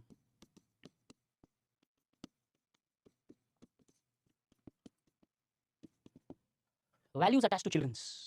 values attach to children का मतलब कि अगर किसी सोसाइटी के अंदर चिल्ड्रंस को एक कॉस्ट माना जाए तो वहां पॉपुलेशन कम होगी। कुछ सोसाइटी में aesthetic values, emotional values attach की जाती है, वहां पे children is not evaluated from the perspective of asset और लायबिलिटी, पॉपुलेशन ज्यादा होती है। जैसे सिंपल में बोलूं तो गाइस ऑडियो आ रहा है? आवेश, ऑडियो वीडियो क्लियर नहीं आ रहा है क्या आपको? एक बार रिफ्रेश किया आपने? अगर किसी इंडिया में फॉर एग्जांपल अगर हम देखते हैं तो बच्चे भगवान की देन है का भी अंडरस्टैंडिंग है, और आज की मिडिल क्लास के अंदर हम देखते हैं कि children are treated as materialistic aspect, नहीं this is having a cost, we will only go for 1 baby, we will go for 2 baby और एज पर देयर रिसोर्सेज। जहां पे एस्थेटिक वैल्यूज अटैच होती है वहां पे childrens are not sideline, they are encouraged. ठीक है, जितने बच्चों को कोई दिक्कत नहीं है, क्यों? Childrens are gift of God. अगर ये कांसेप्ट है तो you will not hesitate to produce childrens, you will largely focus on producing more childrens. इस आदमी ने बड़ा क्लियर कांसेप्ट दिया कि चिल्ड्रन से क्या वैल्यूज अटैच्ड है वो डिटरमाइन करता है कि पॉपुलेशन बढ़ेगी या कम होगी। अब इसको अप्लाई करके आपको समझाता हूं। नॉर्मली आप एक इशू पढ़ते हो, कई बार न्यूज़पेपर में भी देखते हो, चाइल्ड लेबर। नॉर्मली एक पॉइंट दिया जाता है कि चाइल्ड लेबर पॉवर्टी के कारण होता है, poverty leads to child labour. Okay, explanation सुनो उसकी, क्यों ऐसा है। चाइल्ड लेबर जब होता है जिस सोसाइटी में, उस सोसाइटी में वेल्थ जो है माँ बाप से चिल्ड्रन नहीं जाती है, चाइल्ड से माँ बाप को वेल्थ मिलती है। और जब ट्रांसफर ऑफ वेल्थ चिल्ड्रन से मदर फादर तक हो रहा है तो वो जितने ज्यादा चिल्ड्रन उतनी ज्यादा वेल्थ ट्रांसफर, और इसके कारण और ज्यादा बच्चे होता है। Indicating this guys notion clear कि यहाँ पे एक चिल्ड्रन असेट बन गया कि पैसा कमा के लाके देगा, तो as a result you largely focus on building more children. तो वो पॉवर्टी और चाइल्ड लेबर का कनेक्शन यहाँ पे है, इस थियरी से क्लियरली दिखाई देता है। लेकिन अगर दूसरी सोसाइटी देखें जहाँ पे चाइल्ड लेबर नहीं है, तो बच्चा पैसा नहीं दे सकता है, आपको पैसा बच्चे के ऊपर इन्वेस्ट करना पड़ेगा, उसकी स्कूलिंग, उसकी परवरिश, उसकी शिक्षा, एक्स वाई जेड, वहाँ पे कॉस्ट हो गया। एंड इन दैट सर्कमस्टेंसेस ये मानते हैं पॉपुलेशन कम हो जाएगी because children would additional children would have an additional cost. ये सारी थियरीज एक तरफ। अब नॉर्मली जो आपको आंसर लिखना था यहाँ पे वो ये रहते थे, इलिटरेसी, पॉवर्टी, ये। अब 4 नोबल पॉइंट्स है आपके पास। पहले 4 पॉइंट में सिर्फ नाम हटा दो, थियरी हटा दो, ये पॉइंट्स ही लिख दिए। Subsistence leads to population, poverty leads to population with genuine explanation, women's position and status determines population, position of children determines population। तो वो बाकी स्टूडेंट्स लिख रहे हैं ना, वो डाउरी, वो चाइल्ड मैरिज, वो अर्ली मैरिज, वो सारी चीजें लास्ट में एक पॉइंट में क्लब कर देंगे, 4 solid backed point by different theories. अब ये वाला मार्क्स आपको देगा, पहले 4 पॉइंट में फंस गया एग्जामिनर। उसके बाद जो जनरल पॉइंट्स है बहुत है, लिखते जाओ जितने लिखना है। इसके बाद भी एक और एडिशनल पॉइंट कर सकते हो जो सेंसस ने बोला है। सेंसस 2011 ने 3 कॉजेस बताए इंडिया की पॉपुलेशन की ग्रोथ के, ये भी ऐड करना, that becomes 5th specific special point. According to census 2011 there are 3 primary cause for the increase of population beside other causes. जो मेजर 3 कॉज है वो ये है, क्या? Large population in reproductive age. अभी तक का मैं अगर मेरी प्रेफरेंस से बताऊं तो सबसे इंपॉर्टेंट पॉइंट, कोई भी एक बंदा हैंड रेज कर लो, अमर्त्य भारद्वाज या फिर जफीर इकबाल, दोनों में से कोई भी जो पहले है। Good evening, who is this? Amartya. Amartya, the first point which the census said you as far as the population is concerned is this: India's population is increasing because large population is present in the reproductive age. What's the meaning of this? Young population ज्यादा होने से, I mean young population सबसे ज्यादा होने से वो impact कर रहा है कहीं ना कहीं पॉपुलेशन। ऑप्शनल क्या आपका? ऑप्शनल क्या आपका? ऑप्शनल क्या? पीएसआईआर। पीएसआईआर वाले से तो मैं इतना इजी एक्सप्लेनेशन एक्सपेक्ट नहीं करूंगा। 2 मिनट पहले मैंने आपको एक थियरी समझाई थी, कौन सी? माल्थूस, याद है? माल्थूस क्या बोलता है? Passion between two sexes is natural, natural which can not be controlled at all. अगर रिप्रोडक्टिव एज में इतनी ज्यादा पॉपुलेशन है, जो सेंसस का फैक्ट मैंने आपको पहले ही बताया था, कितनी परसेंट है? 35 मान लो, अगर हम आगे जाए तो मान लो 40% हो गई होगी अब 2021 में। 40% पॉपुलेशन इधर है, 40% पॉपुलेशन रिप्रोडक्टिव एज में है, तो आज नहीं, 2023 में नहीं, 2024 में नहीं, 2025 में नहीं, 2026 में तो शादी करेगा वो, तो पॉपुलेशन डबल तो होगी कहीं ना कहीं, may be in 3 years, 4 years और 5 इयर्स। तो इसका मतलब सेंसस बोलता है कि अगर मेजर पॉपुलेशन इधर है हमारी जो रिप्रोडक्टिव एज में है, तो रिसेंट टाइम में कोई पॉपुलेशन स्टेबलाइज स्ट्रांगली नहीं हो पाएगा because these people will reproduce. And to your shock what census has given is 60% of population increase in India, पर एनम वाला लो या पर डेकेड वाला लो, इसके कारण हो रहा है। तो ऐसा प्रॉब्लम, अब ध्यान से समझना, अगर आपको क्वेश्चन पूछूं what is the way to control the population, to increase awareness in young population regarding the, first of all Amartya, 60% population तो कंट्रोल के बाहर है, ज्यादा से ज्यादा पोस्टपोन कर सकते हो। तो आपको गेम कितने पे खेलना है कंट्रोल करने के लिए? 40% पे। वो 40% को कंट्रोल करना है बिकॉज़ 60% इज समथिंग जो सेंसस बोल रहा था ये शायद पोस्टपोन की जा सकती है, खत्म कंट्रोल नहीं की जा सकती इधर। कंट्रोल नहीं की जा सकती। You can postpone it for 2, 3 or 4 or 5 years, but you cannot regulate this because they would marry and they would have their respective children. तो फर्स्ट पॉइंट माल्थूस भी अप्लाई होता है और आपको एक सॉल्यूशन भी देता है कि आपका वे फॉरवर्ड फोकस होना चाहिए। नॉर्मली जब भी हम वे फॉरवर्ड डिस्कस करते हैं ना, तो नॉर्मली सब ये बोलते हैं कॉन्ट्रासेप्टिव्स, कॉन्ट्रासेप्टिव्स। इसलिए मैंने आज माल्थूस समझाया कि चलो मान लिया एब्सोल्यूट सही तो ये भी नहीं है, लेकिन कुछ हद तक इसको इनकलकेट करना आंसर में कि contraceptive is not a pill for solution to population. As per Malthus theory at least एक बार तो है ना कि सिर्फ सॉल्यूशन यहां से तो नहीं निकलेगा, कहीं और भी देखना पड़ेगा हमें। सेकंड चीज जो सेंसस बोलता है खुद कॉन्ट्रासेप्टिव्स के लैक ऑफ कॉन्ट्रासेप्टिव्स के कारण भी there is a increase in population, कि बहुत सारे लोगों के पास कॉन्ट्रासेप्टिव्स की अवेलेबिलिटी नहीं है, and because of which there is also an increase in population 60%। Yes, we'll come to that. Cultural factor पे भी आऊंगा। Lack of contraceptives है। He has not given, I mean the census has not given a cultural reason here. Lack of availability of contraceptives। 60% इससे increase हो रही है, 10% इनसे increase हो रही है। अमर्त्य, इस 10% को क्या मैं टैकल कर सकता हूं? Yes। अगर मैंने contraceptives दे दिए तो शायद ये 10% तो कंट्रोल में आ सकता है। थर्ड रीजन वो बोलता है इन्फेंट मोर्टालिटी रेट हाई होना, 10%, 60, 70, 80। 80% पॉपुलेशन ग्रोथ रेट 3 चीजों से हो रही है, रिप्रोडक्टिव एज, कॉन्ट्रासेप्टिव्स और आपका इन्फेंट मोर्टेलिटी रेट। बताता हूं ये क्या है, I tell you. 60%, 10%, 10%, that comes to 80, और बाकी 20% देखें तो शायद cultural, social, political, X Y Z factors. तो आपके पास स्कोप ऑफ कंट्रोल कितने का है? ये कम की जा सकती है, ये कम की जा सकती है। इन सोशल कल्चरल फैक्टर्स को हम at least to an extent tackle कर सकते हैं। तो 40% पॉपुलेशन जो ग्रोथ रेट है वो शायद हम कंट्रोल कर सकते हैं, नॉट कंप्लीटली। तो इसीलिए सेंसस ने टारगेट 2065 रखा था, 2035 नहीं, पहले 35 था, फिर 45 बना, फिर 55 बना, आज 65 है। I hope everybody is clear on this. Marriage ages जो बड़ी है यंग पॉपुलेशन ये सब है इधर, ये सब है। वो भी पोस्टपोन कर रहा है। हाँ, पोस्टपोन कर रहा है, पोस्टपोन पे भी आऊंगा, नॉर्थ एंड साउथ की डिवाइड भी बोलूंगा। थियरी से मैंने कॉजेस समझाई, सेंसस से मैंने कॉजेस समझाई आपको। प्लीज अब म्यूट कर लेना। 5 कॉजेस मैंने आपको बताई। उसके बाद में, थैंक यू, उसके बाद में आप ये सारी कॉजेस लिखना और फिर जाके वो इलिटरेसी, पॉवर्टी, एजुकेशन सब लिखना। जो मेजरली आंसर लिख रहे हैं वो तुम्हारा एक पॉइंट में है, और वो कंटेंट है जो शायद बहुत लोग नहीं लिख रहे होंगे। अदर कॉजेस क्या है पॉपुलेशन ग्रोथ का? सन प्रेफरेंस। सन प्रेफरेंस के कारण होता ये है कि in order to aspire for a son child, the many couples largely keep on producing, and as a result that leads to multiple what you call as unwanted girls. Unwanted girls was the name used by Economic Survey 2016, जिनको महाराष्ट्र से अगर कोई इधर है तो महाराष्ट्र में इनको बोला जाता है नाकुशा। Unwanted girls, unwanted girls का मतलब those girls who were not wanted but were born because they wanted a boy child. Unwanted girls, और ये नाम निकाल दिया जाता है उनका नाकुशा। वो हमेशा जिंदगी भर उस नाम के साथ रहते हैं कि she was unwanted. Son preference is one important reason. और ये सन प्रेफरेंस के साथ हो क्या रहा है? क्योंकि इंडिया ने MTP act, medical termination of pregnancy act, abortions के ऊपर लिमिट लगा दी, चीजें कर दी, और female infanticide, girl in child infanticide, इन सबको बैन किया, सेक्स सेलेक्टिव अबॉर्शंस। तो अब अबॉर्ट नहीं कर पा रहे हैं हम। जब अबॉर्शन था तो वुमेन्स को गर्ल चाइल्ड को जन्म ही नहीं देने दिया जा रहा था। अब वो जो स्ट्रांग हो गया तो गर्ल्स पैदा हो रही है, बट मल्टीपल गर्ल्स पैदा हो रही है with the expectation of largely having a son preference. तो one important factor cultural is also present, where many times the son preferences have largely led to multiple unwanted girls as seen by the economic survey 2016।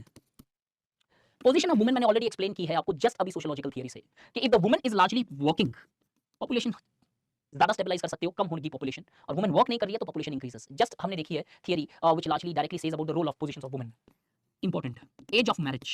As of marriage का मतलब कि we often सी, कल भी हमने facts देखे थे, child marriage कोई 40% बोल रहा है, कोई 33% बोल रहा है, एटलीस्ट काफी हाई संख्या पे वुमेन्स की अभी भी चाइल्ड मैरिज होती है। और इस चाइल्ड मैरिज के कारण हम देखते हैं कि वो रिप्रोडक्टिव स्पैन ऑफ वुमेन बढ़ जाता है, and there are high chances of producing more number of babies here. In fact ऐसा बोला जाता है, उस पर्टिकुलर स्कॉलर का नाम नहीं याद आ रहा मुझे, 99 इट वाज तुलसी पटेल और लीला दुबे, मैं थोड़ा सा कंफ्यूज हूं। बोलते हैं कि womens in India becomes grandmother at the age of 35। क्यों? क्योंकि शादी इतनी जल्दी होती है। तो child marriage to an extent also largely provides more reproductive span which creates a chances for high population. Government policies भी कई बार पॉपुलेशन बढ़ा देती है। कैसे? Any idea? कोई मैसेज कर सकता है? गवर्नमेंट पॉलिसीज पॉपुलेशन कैसे बढ़ाती है? यस, अब आपने थियरी को पकड़ा। सब्सिडीज। सब्सिडीज रहने से सब्सिस्टेंस बढ़ेगा, सब्सिस्टेंस बढ़ेगा तो पॉपुलेशन बढ़ेगी। गवर्नमेंट पॉलिसी पॉवर्टी को कम करेगी, पॉवर्टी को कम करने से पॉपुलेशन बढ़ेगी, या फिर गवर्नमेंट पॉलिसी शायद इन्फ्लेशन लेके आ सकती है, पॉवर्टी बढ़ेगी तो भी पॉपुलेशन बढ़ेगी। आई मीन कैसे भी तुम इक्वेट करो किसी भी थियरी से, एक चांस निकलता है, लेकिन मैं इसकी तुम्हें बेटर डीपर अंडरस्टैंडिंग देता हूं। Take an example.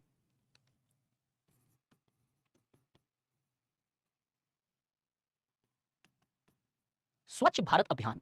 Swachh Bharat का एग्जांपल लेते हैं। इंडिया की at present highly successful policy. क्यों? Because not it started building toilets. Toilets तो इधर से भी बिल्ड हो रहे थे। Total sanitation campaign largely led to toilet building. जो आप सुलभ शौचालय देखते हो, that was the campaign which was called as total sanitation campaign. Swachh Bharat अभियान हाईली सक्सेसफुल क्यों रहा? दो कारण से। एक तो टॉयलेट कंस्ट्रक्शन। टॉयलेट कंस्ट्रक्शन कहां? पब्लिक स्फीयर में भी और घरों में भी, होम के अंदर में भी। दूसरा behavioural change. 34% of the budget of स्वच्छ भारत अभियान एजुकेशन पे लगाया जाता है, अवेयरनेस पे लगाया जाता है। इनफैक्ट थोड़े टाइम पहले न्यूज आई थी कि 70% तक पहुंच गया ये। लोगों ने क्रिटिसाइज भी किया था, बट टेक्निकली मेरा पर्सनल व्यू पॉइंट देखो तो ये तो बहुत बढ़िया हुआ था यार। अगर 70% से बिहेवियर चेंज पे लगाया जा रहा है, बिहेवियर चेंज हो गया तो लोग खुद में खुद टॉयलेट बना लेंगे। What's wrong in that? Why should that be criticised? Behaviour बदला है स्वच्छ भारत अभियान ने। अब जैसे ये सक्सेसफुल हुआ, एक और चीज देखी गई। क्या? डेथ रेट जो है कम हो गई।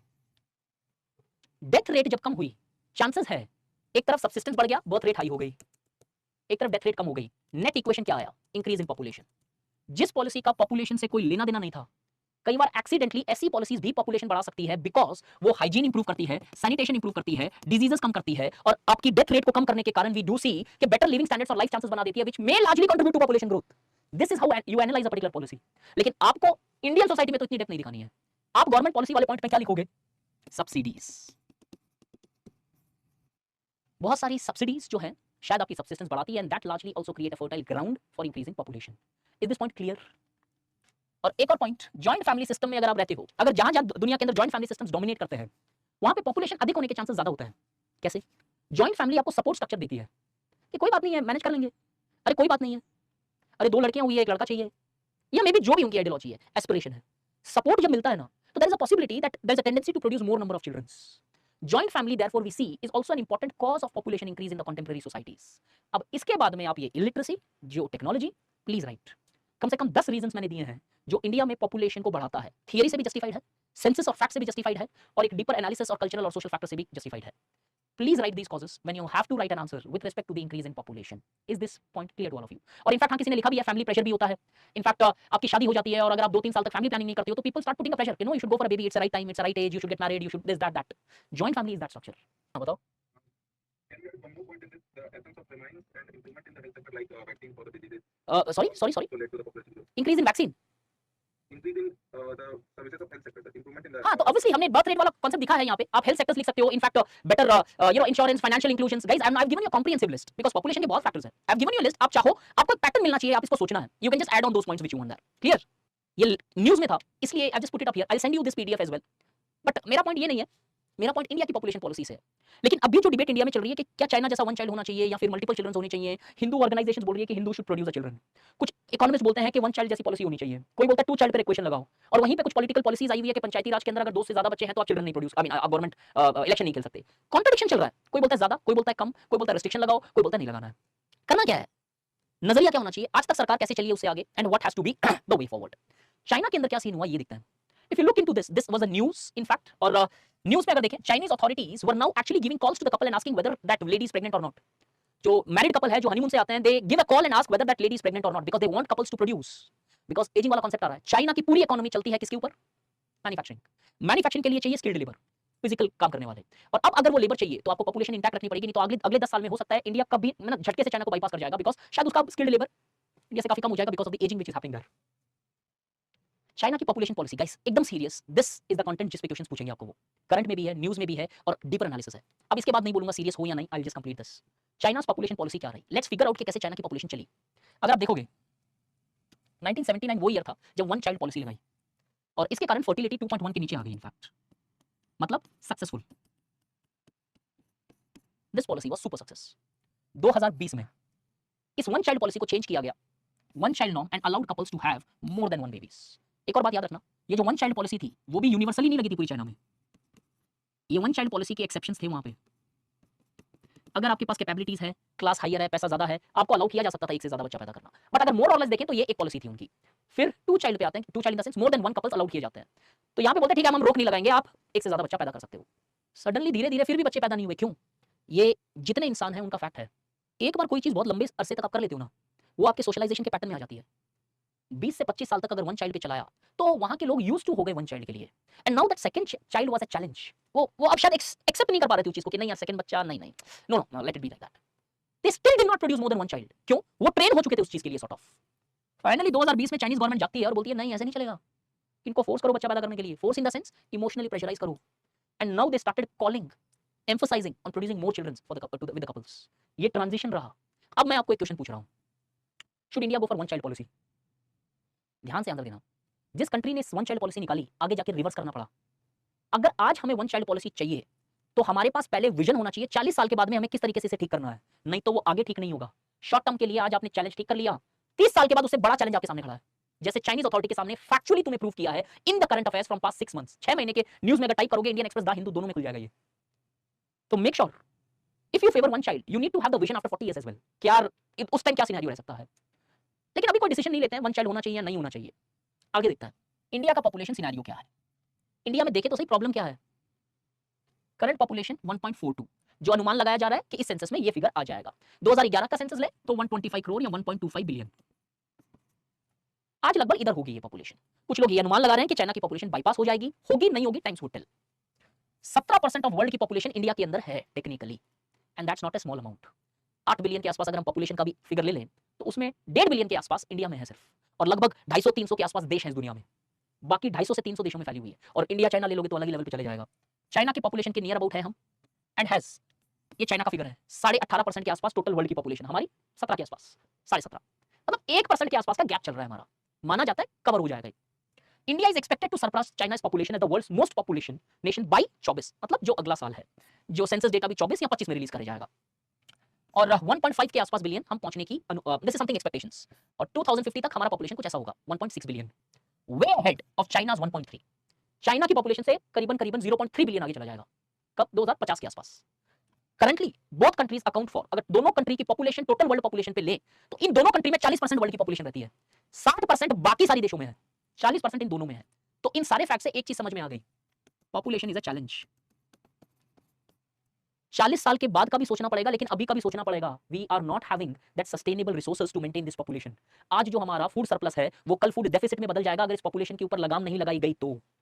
ये सिर्फ फैक्ट देखे अभी हमने, जो काफी सीवियर है, काफी स्ट्रॉन्ग है, to at least force us to take some action on population. अब वो 1 चाइल्ड है, 2 चाइल्ड है, 3 चाइल्ड है, नो चाइल्ड है, लेट्स सी अभी तक इंडिया की पॉपुलेशन पॉलिसी कैसे चली, आज तक इंडिया ने कुछ किया पॉपुलेशन पे? अगर किया तो क्या किया? Let's see the same exactly पूरी पॉलिसी, सिर्फ एक स्लाइड, एक नहीं 2 स्लाइड पे लिखी है मैंने यहाँ पे, ध्यान से समझाता हूँ, please have a clear understanding. हुआ कुछ ऐसा, 1949 में भोर कमेटी सेटअप की गई। इस कमेटी ने इमीडिएट रिक्वायरमेंट दिया कि no, the government of India should take serious measures with respect to stabilising population. और जब ये कमेटी सेटअप की गई तो वर्ल्ड में कोई भी कंट्री नहीं थी जो पॉपुलेशन या फैमिली प्लानिंग के ऊपर कोई पॉलिसी बना के चल रही थी। अब अगर इंडिया अडॉप्ट करता है तो पहला देश होगा। इंडिया ने सोचा नहीं कि ठीक है चलेगा, पॉपुलेशन पे लगाम लगानी पड़ेगी। 1947, 48, 49, 50 वो टाइम वैसा था जहां पे resources were limited and population manageable dimensions में नहीं थी हमारी। सरकार बोलती है let's do it. 5 year planning जब स्टार्ट होती है, फर्स्ट 5 ईयर प्लान में इन्होंने सिर्फ जनरल पॉलिसी मेजर की, सॉरी मेंशन की, वो पॉलिसी थी the India should focus towards stabilising the population. सिर्फ स्पेसिफिकली पॉलिसी मेंशंस था, कोई भी स्टेप नहीं लिया गया, स्पेसिफिक कॉन्क्रीट पॉलिसी या स्टेप नहीं लिया गया। एक जनरल अंडरस्टैंडिंग ये एक्सेप्ट कर ली गई फर्स्ट 5 ईयर प्लान में that we need to stabilise the population, कहीं ना कहीं बर्थ रेट पे कंट्रोल लगाना पड़ेगा, but no concrete steps were taken in first 5 year plan. कोई कॉन्क्रीटली अप्रोच नहीं लगाया पॉपुलेशन की तरफ। क्यों? हमारे पास और बड़े मुद्दे थे immediately after independence, agriculture, industrialisation, तो शायद हो सकता है कि इसको हमने साइडलाइन कर दिया। सेकंड 5 ईयर प्लान जहां पे फर्स्ट टाइम पॉपुलेशन पॉलिसी को सीरियस स्पेस दी गई, और वो अप्रोच माना जाता है with respect to population as clinical approach. Second 5 year में सिर्फ मेंशन ही नहीं किया गया, स्टेप्स लिए गए। स्टेप्स क्या थे? इस अप्रोच को क्लिनिकल अप्रोच बोला जाता है। The focus of this plan was on largely building awareness among the couples to visit the clinics and to plan the family or to get the information about contraceptives, family planning, the right gap between the children's, when you should largely go for family planning, कब नहीं करनी है। ये information expect की जा रही थी 1950 के सालों में कि नए कपल जो शादी कर रहे हैं, जो कपल जो न्यूली मैरिड है, वो क्लिनिक्स आएंगे, फैमिली प्लानिंग की इंफॉर्मेशन लेंगे, and this will help them build awareness, और शायद ये धीरे धीरे स्टेबलाइज हो जाएगी। Madness. Sex is the subject in India which is taboo even today. 1950 में क्या सीन रहा होगा, imagine. Nobody would have even spoken about it. And how did you expect that newly married couple would come to the hospitals and would discuss this topic freely with you? Health representatives? Nobody will do that. And nobody did that. Failed. पूरा policy clinical approach fail कर गया because it was more than expectation in that year कि people would come and freely talk about their family life. Nobody did that. साथ ही साथ में child marriage जैसे aspect, post marriage जैसे aspects, बहुत सारी चीजें थी, कोई ओपनली डिस्क्लोज ही नहीं करेगा। सरकार ने तीसरे प्लान में अप्रोच ही बदल दिया कि no this does not work, but major फटाफट लेने पड़ेंगे, पॉपुलेशन इज बूमिंग, तो एक काम करते हैं, एजुकेशन बेस्ड अप्रोच लगाते हैं।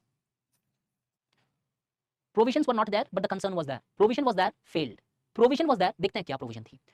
इन the third 5 year plan the population policy were tweaked, clinical approach was replaced by education based approach. Education based approach में क्या था, that rather than waiting for the couples to visit the clinics, the health representatives and workers now started visiting the couples who got married. जिन्होंने शादी की है, जिनका information आ रहा है उनके पास, उनके घरों में ये हेल्थ स्टाफ्स, क्लिनिक्स जो हैं, ये वर्कर्स विजिट करना स्टार्ट करता है टू मेक देम अवेयर कि फैमिली प्लानिंग के बारे में जानते हो कि नहीं, कॉन्ट्रासेप्टिव्स के बारे में जानना, राइट गैप क्या, वो पूरी education they wanted to give them. This education based approach was definitely improvement over clinical based approach, but still this could not largely achieve even 1% of the stabilization which we largely wanted. Again, and failure in the sense improvement over the previous approach, but still it could not fill its target. That's the reason we are considering this. This could not stabilize it. Scene में आते हैं एक particular leader up. कौन? Why failure? The same reasons. No, the sexual life would not be discussed with the outsiders. It was that scenario. आज नहीं बात करते हो आप, ये 1960 का सिनेरियो बता रहा हूं मैं, आज से 70-80 साल, 60-70 साल पहले। एक आदमी सीन पे आता है थर्ड 5 ईयर प्लान में, सॉरी फोर्थ 5 ईयर प्लान में, target approach, Sanjay Gandhi. Sanjay Gandhi comes into a picture. Fail हो गया, एक काम करो, टारगेट सेट करो डॉक्टर्स का, स्टेरिलाइजेशन करना है। वो जो स्टेरिलाइजेशन या नशबंदी वाला कांसेप्ट सुनते हो यहां चालू होता है। This was where the sterilisation happened. Sterilisation was an exercise conducted after the failure of clinical approach, after the failure of education approach. In finally fourth 5 year plan, the government now started having target based approach. Okay fine, let's take certain extreme measure, let's go for sterilization. Every health officials were then set up with a target which they need to be fulfilled, and the incentives were given on the basis of fulfillment of targets. And in the race of target fulfillment, pictures bani hai iske upar, debates hui hai iske upar, many people who were not even married, Many boys who were in the age of 14-15 years, they were sterilized. 14, 16, 17 जिनकी शादी नहीं हुई है या फिर जो 20-22 के भी होंगे लेकिन शादी नहीं है, उनकी भी स्टेरिलाइजेशन हो गई. And this approach was completely, it fired to the entire Indian National Congress. This approach created a fear about what? Family planning. अब लोगों ने जो थोड़ा बहुत खुले थे 15 साल में कि ठीक है, लेट्स डिस्कस दिस. हुश हुश टॉपिक, अब तो बात भी नहीं है. नहीं नहीं, it created fear among the people. But coincidentally,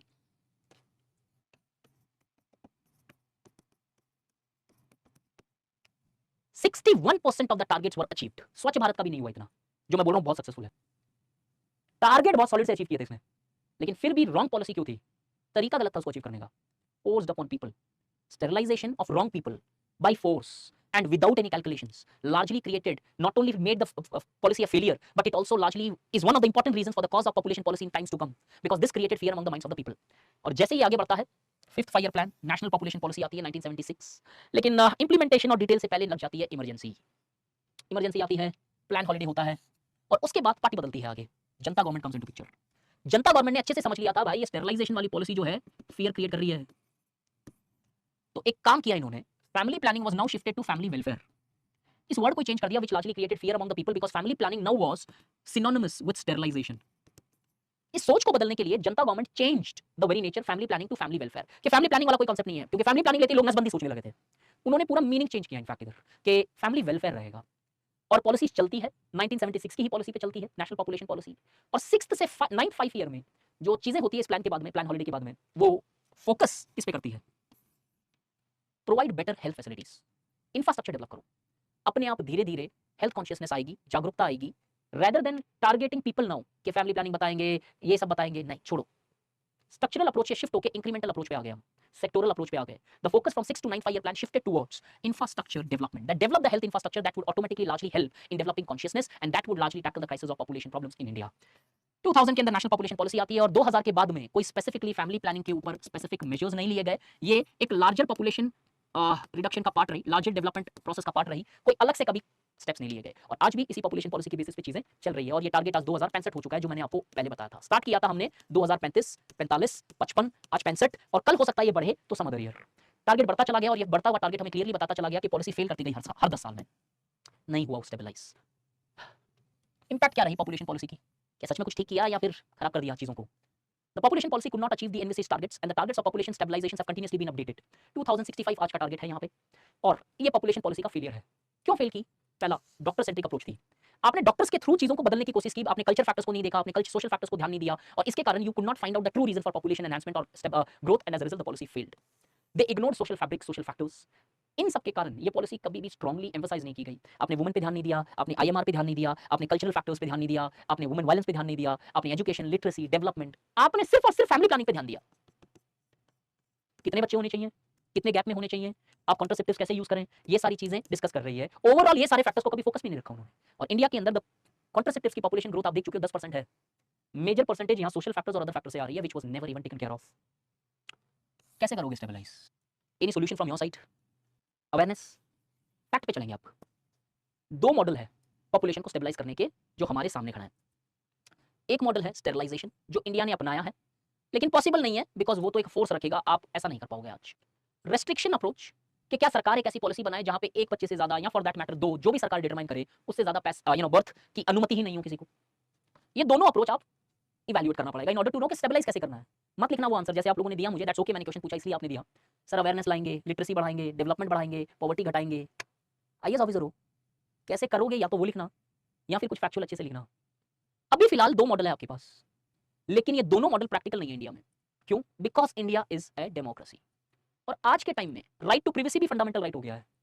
education बढ़ गई है, लीगल अवेयरनेस बढ़ गई है. जैसे ही सरकार ने पॉलिसी निकाली सीधा कोई सुप्रीम कोर्ट पहुंच जाएगा और वो पॉलिसी धरी की धरी रह जाएगी. तो चाइना एक ऑटोक्रेसी है भाई, वो कर सकता है कुछ भी. इंडिया डेमोक्रेसी है. रेस्ट्रिक्टेड अप्रोच संजय गांधी वाला एब्सोल्युटली फेलियर रहा बिकॉज वो बहुत गलत तरीके से मैनिपुलेट हो सकता है. शायद हमें प्राइस ज्यादा पे करना पड़ सकता है उसके लिए. बोथ हैव लिमिटेड यूटिलिटी और India it violets the reproductive freedom जो सुप्रीम कोर्ट ने भी एक्सेप्ट किया है. तो ये तो दोनों पॉसिबल नहीं है. तो सर फिर तरीका क्या है? What is the way forward? एक चाइल्ड नॉर्म लगाया जाए, ये लेटेस्ट सजेशन है, इसको मैंने अब करंट से कनेक्ट कर दिया कि पॉलिसी कुछ ऐसी रही, पॉलिसी फेल कर गई, सॉल्यूशन क्या है? Sterilisation, restriction. पॉसिबल नहीं हो रहा है. क्या वन चाइल्ड नॉर्म जैसे कोई रेस्ट्रिक्शंस हो या टू चाइल्ड या कुछ और नंबर्स, क्या ऐसा करना चाहिए? आपको पुख्ता फैक्ट पे प्रूव करता हूं, ध्यान से सुनना. टोटल फर्टिलिटी रेट लेते हैं. चाइना की टोटल फर्टिलिटी रेट 1971 में 2.8 थी. चाइना ने पॉलिसी लगाई रेस्ट्रिक्शन की, वन चाइल्ड नॉर्म, और 1991 में ये फर्टिलिटी रेट गिर के आ गई 2 पे, मतलब 0.8% पॉइंट रिडक्शन। क्लियर? कम हुई सक्सेस रही चाइना में। सेम टाइम पीरियड के मैंने 2 स्टेट के फैक्ट उठाए हैं। केरला के अंदर 1971 में टोटल फर्टिलिटी थी 3.0, 1991 में जब चाइना के हमने मेजर किया उस सेम बेस ईयर पे केरला की आ गई 1.8। कितना रिडक्शन हुआ? 1.2%। चाइना से ज्यादा है क्या? चाइना से बेहतर तरीके से रिड्यूस किया। क्या डेमोक्रेसी है? यस, इंडिया का पार्ट है तो डेमोक्रेसी होगी। कोई फोर्स का साइन पॉसिबल ही नहीं है डेमोक्रेसी में। चाइना में था, फोर्स था, वो बिना फोर्स के एक स्टेट ने यहां पे पहुंचाया है इसे। इंडिया के फैक्ट, इंडिया के एक स्टेट के फैक्ट। दूसरा एक और एग्जांपल ले लेते हैं, ये एक्सेप्शन हो सकता है शायद। तमिलनाडु का डेटा उठाओ। 1979 में इसकी टोटल फर्टिलिटी रेट थी 3.6, चाइना से भी ज्यादा, केरला से भी ज्यादा। उसी 20 साल के अंतर पे इसकी टोटल फर्टिलिटी रेट रिप्लेसमेंट के करीब आ गई 2.2। कितना रिडक्शन? 1.4 का रिडक्शन। क्या रेस्ट्रिक्शन लगाया? नहीं। क्या स्टेरिलाइजेशन लगाई? नहीं। फिर क्या किया? अरे हम लोग हर बार इंडिया में ऐसे ऐसे greatest of the greatest example है, चाइना का एग्जांपल पकड़ के बैठ जाते हैं। चाइना को मात देते हैं दोनों state as far as TFR is concerned. अगर फैक्ट पे जाओ तो यही सीन है, आइडियोलॉजी और ख्याली फुलावों पे जाओ तो फिर कोई अंत नहीं है। ये इंडिया का डेटा, ये इंडिया के राज्य चाइना से बेटर परफॉर्म कर रहे हैं। और अब अगर ये बेटर परफॉर्म कर रहे हैं तो हम सॉल्यूशन बाहर क्यों ढूंढ रहे हैं? जो इन्होंने किया वो इंडिया पे करना स्टार्ट करो ना। किया क्या? आपको बताता हूं दोनों ने क्या किया। केरला का जो प्राइमरी फोकस था एजुकेशन, लेकिन यहां पे वो नहीं था। It was purely the education which largely introduced and the consciousness which helped in changing. Tamil Nadu में एजुकेशन का कोई कॉन्सेप्ट नहीं था इतना स्ट्रॉन्ग कि इतना गिर गया 1.4। क्या किया तमिलनाडु ने? तमिलनाडु ने लोकल पीएचसीज पे फोकस किया, health infrastructure well developed at village levels. हर लेवल पे हेल्थ इंफ्रास्ट्रक्चर को बहुत स्ट्रांगली डेवलप कराया उसने। And these are the two reasons which largely led to near replacement level fertility. और इसका तो और गिर गया 2.1 से भी नीचे इनफैक्ट। और आज दोनों स्टेट में आलम यह है कि दोनों का 2.1 से नीचे है और माना जाता है कि यहाँ पे एजिंग हो रही है, पॉपुलेशन बढ़ाने की जरूरत है अब इधर। Rather than looking into the solutions on restriction on populations, the India states is a living testimony of the fact that the population can be reduced without putting any restrictions, provided certain basic aspects are taken care, as shown by Kerala and Tamil Nadu in India, where the total fertility rate have reduced in a much better proportion when compared to China in the same span of years of 20. This shows the focus of India should not largely be propagating one child norm or two child norm. Rather than these are piecemeal make-up solutions. What we truly require is the policies of Kerala and Tamil Nadu should be replicated in every state, where the focus should be purely, precisely on education and developing health infrastructure. In that circumstances जो हमारी latest health policy है वो काम आ सकती है, national education policy है वो यहाँ पे कोट कर सकते हो अगर आपको पेपर 1 और पेपर 3 में इंटीग्रेशन करनी है। पेपर 3 में क्वेश्चन आए तो ये डेटा पेपर 3 में यूज कर सकते हो। Is this point clear? दो तरीके हैं भाई जो स्टेट ने अपनाया है। मैं बोलूंगा मेरी आइडियोलॉजी होगी, फैक्ट पे आंसर लिखना ना कि यार देखो ये पूरा टेबल कॉपी कर लेना, टेबल बनाना पहले, साहब देखो इन्होंने ऐसा ऐसा किया, हम भी ऐसे कर लेते हैं। तो आपका solution backed by fact which is the data of government of India. And this would help you to have this. कि एक तरीका शायद वन चाइल्ड नॉर्म का नहीं है सॉल्यूशन इंडिया में, बिकॉज चाइना खुद वो पॉलिसी चेंज कर रहा है जिससे मैंने लेक्चर स्टार्ट किया था। और अगर चाइना चेंज कर रहा है तो शायद कल इंडिया को भी फिर रिवर्स करना पड़े। वो पॉलिसी क्यों करें जिसमें हमें रिवर्स करने में फिर दिक्कत आए? इससे बेटर है हम नेशनल एजुकेशन पॉलिसी को बेटर तरीके से इंप्लीमेंट करें, नेशनल हेल्थ पॉलिसी को बेटर तरीके से इंप्लीमेंट करें। बिकॉज अगर ये दोनों चीजें सुधर गई पॉपुलेशन स्टेबलाइजेशन बेटर हो जाएगा। बट बाई चांस एक क्वेश्चन पूछना है, anybody? I wish today was my last class यार। Tejaswini, hello, can you hear my voice? Tejaswini, hello. हाँ, यस तेजस्वनी, मुझे एक सिंपल सा क्वेश्चन ये है आपसे कि यहाँ तक समझ में आया पूरा फंडा? Yes sir. ठीक है। मेरा अब एक छोटा सा सवाल ये है, by chance let's assume Kerala और तमिलनाडु में ये काम कर गया, लेकिन उत्तर प्रदेश, बिहार, महाराष्ट्र, गुजरात, जम्मू एंड कश्मीर, दिल्ली, असम, मिजोरम में नहीं करे तो क्या? सर हमने एजुकेशन भी बढ़िया कर दी, हमने हेल्थ भी बढ़िया कर दिया, but still suppose population stabilise नहीं करे तो? So basically in Kerala and Tamil Nadu, comparatively the literacy rates are higher than of the northern states in India. No, understand, आप क्वेश्चन नहीं समझे। लेट्स अज्यूम अगले 5 साल में हमने ये चीजें करनी स्टार्ट की और हमने पूरे इंडिया में लिटरेसी लेवल अच्छे से एक्सपैंड किया, एजुकेशन हेल्थ स्ट्रक्चर्स को भी अच्छे से फोकस करके डेवलप करा। अब बाई चांस फिर भी स्टेबलाइज नहीं हो तो? So sir, we have to implement another policy No. to stabilize. No, यही तो है ना, ये विजन लैक कर रही है। 8 दिन मैंने बहुत शिद्दत से कोशिश की है वो विजन डेवलप करने की। अगर फिर भी वो पॉपुलेशन रिड्यूस नहीं होती है, बढ़ने दो। क्यों? जो बढ़ रही है वो पॉपुलेशन स्किल्ड है कि नहीं आपकी? अब I forgot the name, I am so sorry. Hello Tejaswi, जो अब पॉपुलेशन बढ़ रही है क्योंकि वो एजुकेटेड है तो स्किल्ड होगी ना? Yes sir. अब अगर ये पॉपुलेशन स्किल्ड होगी तो आपको नहीं लगता वो रिसोर्स कंट्रीब्यूशन में कंट्रीब्यूट करेगी, वो प्रेशर कैसे बनाएगी? समझ में आया point? Yes sir. So that this labor would contribute, like they would be aware of the facts, and that would aid population control. That's your point. No, my point is, if in the entire world, the Western, ध्यान से सुनना, एकदम अच्छे से explain करता हूँ। The Western nations created a notion that population is bad because they feared the developing countries that if their population increases, they would dominate the Western countries over a period of time. तो वो notion उन्होंने पैदा कर दिया लोगों के दिमाग में, ज्यादा पॉपुलेशन खराब है। अगर ये ज्यादा पॉपुलेशन खराब है तो चाइना को इतना बड़ा बनाया किसने? उसकी पॉपुलेशन ने। स्किल्ड थी उसकी पॉपुलेशन। और आज चाइना फिर पॉपुलेशन क्यों बढ़ा रहा है जब 18% वर्ल्ड की पॉपुलेशन लेके बैठा है? क्योंकि उसे समझ में आया पॉपुलेशन प्रॉब्लम थी ही नहीं, हम तो वेस्ट के चक्कर में फंस गए। पॉपुलेशन अगर लिटरेट नहीं हो तो प्रॉब्लम है, अगर स्किल्ड नहीं हो तो प्रॉब्लम है। अगर वो पॉपुलेशन स्किल्ड है, और अगर वो स्किल्ड पॉपुलेशन होती है एक्सपैंड, तो तुम्हारी कंट्री में ही नहीं वो डेवलप करेगी, इंडियंस का जो डायस्पोरा है पूरे वर्ल्ड में रूल करेगा फिर, बिकॉज वर्ल्ड में हो रही है एजिंग। इंडिया अगर स्किल्ड पॉपुलेशन पैदा करती है, नरिश करती है, तो इटली में भी इंडियंस रूल कर रहे होंगे, फ्रांस में भी कर रहे होंगे, जापान में भी कर रहे होंगे, फॉर दैट मैटर अगले 10 साल में चाइना में भी कर रहे होंगे, provided we are skilled. So the point is not population being a problem. It is the population when it is not skilled, it largely creates a problem. The population is the biggest asset for any country in this world. If this population is educatedly skilled, it leads to prosperity in the country. It does not lead to poverty in a country. But ये skilled नहीं करते हो तब ये population एक subsidy पे चलने लगती है और फिर वो जाके प्रॉब्लम आती है। तो बाई चांस तुम एजुकेशन और हेल्थ दोनों को दे दो तो बढ़ने दो, अगर आप पॉपुलेशन बढ़ रही है तो, बिकॉज आगे जाके तुम्हें फायदे होने वाले हैं इससे, because India wants to become a विश्व गुरु और rule 21st century, then in that circumstances we definitely need to have those strong skilled manpower. तो ये मेरा पर्सनल परसेप्शन है, लेकिन फिर भी अगर आप इस पर रोक लगाना चाहो तो आगे जाके इसके अंदर कोई और पॉइंट्स मेंशन कर सकते हो। दिस इज समथिंग कि आई वांटेड टू टेल कि पॉपुलेशन एक्सपेंशन में हमेशा याद रखना, पॉपुलेशन दिक्कत नहीं देती है, पॉपुलेशन को हम मेंटेन नहीं कर पाए, सस्टेन नहीं कर पाए तो कॉन्फ्लिक्ट्स आती है सोसाइटी में। This is the point which I really feel should be taken into account when you do a policy here. Is this clear? Yes, sir. Okay, Should we go for compulsory population control? इसका answer शायद आपको पहले वाली slide में मिल गया है, लेकिन फिर भी कई बार एक्सेप्टेबल नहीं हो रहा है दिल की तसल्ली के लिए। कौन से फैक्ट साइड में करो, फैक्ट मेरी आइडियोलॉजी सब कुछ होती है, तो उन आइडियोलॉजी वाले लोगों के लिए दो तीन फैक्ट है मेरे पास। सुप्रीम कोर्ट, अगर तुम कंपल्सरी पॉपुलेशन पे जाओगे, सबसे पहले तलवार सुप्रीम कोर्ट चलाएगा, चाहे जिस भी सरकार ने निकाली हो। क्यों? क्या बोल रहा है? It violates reproductive freedom. Possible ही नहीं है इसको करना। फिर गवर्नमेंट ऑफ इंडिया जो प्रेजेंट है उनका भी कुछ ऐसा ही मानना है, family welfare programme in India is voluntary not compulsory. हम कंपल्सरी नहीं करने वाले हैं, कुछ वॉलंटरी है। आप एक बच्चा पैदा करो, आप दो करो, आपकी चॉइस है। सरकार इसके खिलाफ, कोर्ट इसके खिलाफ, तुम आंसर में इसको सपोर्ट कैसे कर दोगे यार? बिकॉज आप एग्जाम जो दे रहे हो सिविल सर्विसेज का दे रहे हो, थोड़ी ना कोई पीएचडी की थीसिस लिख रहे हो कि मैं नई थ्योरी बना के दूंगा। Not possible.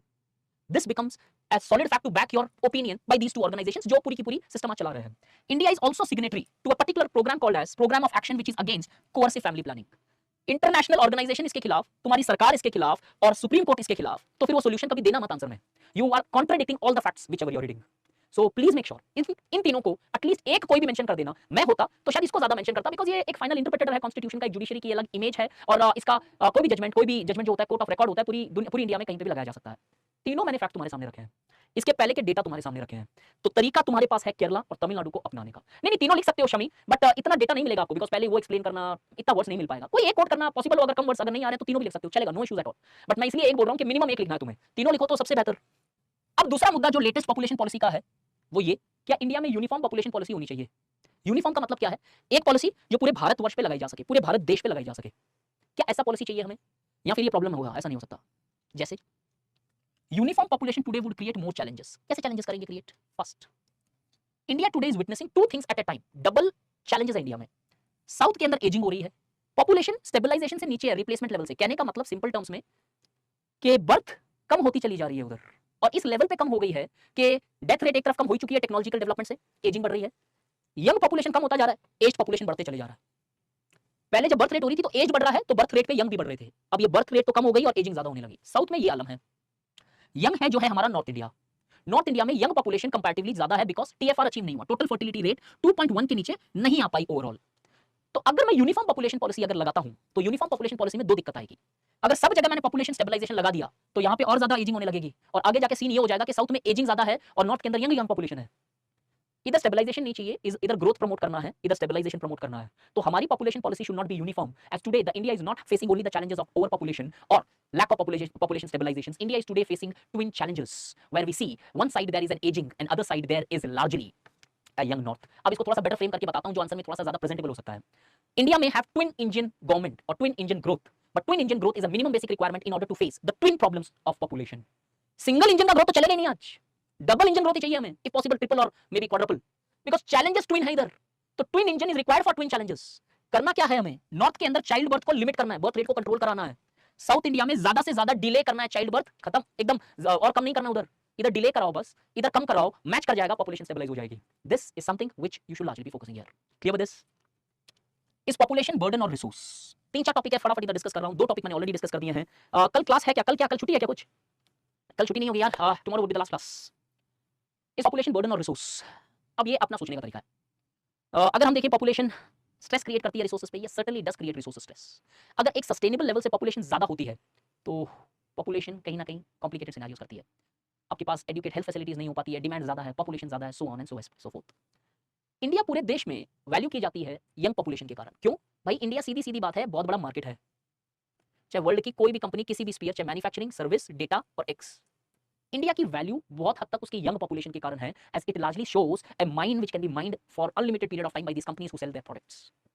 Indian population in future possibility है कि act as a growth stimulators for other countries. अगर ये जो हमारी पॉपुलेशन अभी है इसको ठीक से स्किल करूं तो कल ये एसेट सिर्फ इंडिया के लिए नहीं है, इनफैक्ट ये वर्ल्ड के लिए एसेट बन सकता है जो एजिंग का शिकार हो रहे हैं, जैसे इटली, जर्मनी, जापान या फिर मेनी ऑफ द कंट्रीज, और आगे शायद हो सकता है चाइना, जिस तरीके के उधर हालात है। और अगर वो चीजें सही है, then India, rather than treating its population as a liability, should be considering it as an opportunity, where the focus should rather be debating on population is asset or liability. We should start focusing on making population as an asset. इस debate से मिलने क्या वाला है, population liability है या asset है? Let's assume suppose कल आपने ये conclude भी कर दिया population liability है, तो would you depart the existing population like Thanos by चुटकी बजा के? What is the point? What is the end of that debate? Now the point is, आप stabilization measure already ले रहे हो अब। स्टेबलाइजेशन एक तरफ चल रहा है, दूसरी तरफ आपका डिबेट ये नहीं होना चाहिए बर्डन है या सेट है, डिबेट ये होना चाहिए कि अगर ये बर्डन है तो इसे रिसोर्स में कैसे कन्वर्ट करूं, because whatever the population is present in India that is bound to be present, only the future stabilization measures needs to be ensured which India is adequately taking on the basis of the states and on the basis of the various datas we have seen. So rather than debating whether population is a set or liability, one should focus on converting them to a set if they feel that it's a liability, but in reality none of the countries have ever paid a price for high population। ये world गवाह है इस चीज का। Population ज्यादा हुई है तो कोई बहुत ड्रास्टिक प्राइस नहीं पे किया है, कुछ इक्का दुक्का इंसिडेंट हो सकता है, लेकिन पॉपुलेशन ज्यादा है तो उस कंट्री ने रूल जरूर किया है, उस कंट्री ने डोमिनेट जरूर किया है। बट कंडीशन आज क्या है, पहले फिजिकल पावर हुआ करता था शायद, ह्यूज आर्मी या कुछ ऐसा, आज कंडीशन है कि ये पॉपुलेशन स्किल्ड हो, एबल्ड हो, एजुकेटेड हो। तो focus should be on making them resource, not just concluding the debate no it's a liability, because at the end even if a debate is won by considering it as a liability, at the end the country loses in that debate।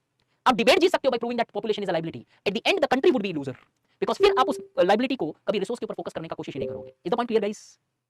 कि ये जब question में debate आए ना तो आप debate को एक मोड़ दो उधर कि yes population does create issues, population has increased the slums, the under urbanisations, XYZ as resource stress, but however at the end what matters is largely ensuring that the population largely is trained to become a resource। तो मैंने एक point लिखा highlight करके, population stabilization और skilling पे focus करो, अभी stabilise की कोशिश करें और एग्जिस्टिंग जो पॉपुलेशन है उसे स्किल करें, that will help us in earning the aspects. So guys that was the population from my side. Population के अंदर मैंने 3 एस्पेक्ट डिस्कस किए।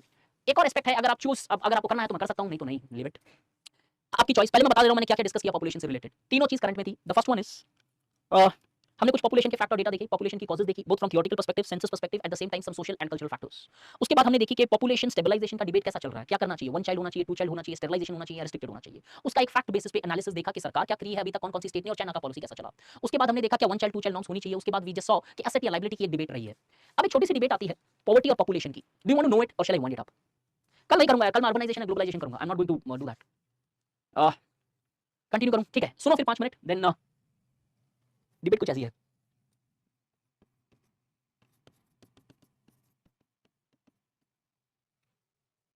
Poverty and population is a major debate between Amartya Sen and PN Bhagwati, दोनों economist है। इन दोनों की एक निरंतर क्रिटिकल एक फाइट रही है इंटेलेक्चुअल इस पर्टिकुलर टॉपिक के ऊपर। और यूपीएससी ऐसी चीज है, 2 बड़े-बड़े ऐतिहासिक इकोनॉमिस्ट की पूरी लाइफ की थियरी इन्होंने तुम्हें 250 वर्ड के क्वेश्चन में पूछ ली 2015 में। बताओ क्या डिबेट है? अब डिबेट कुछ ऐसी चलती है।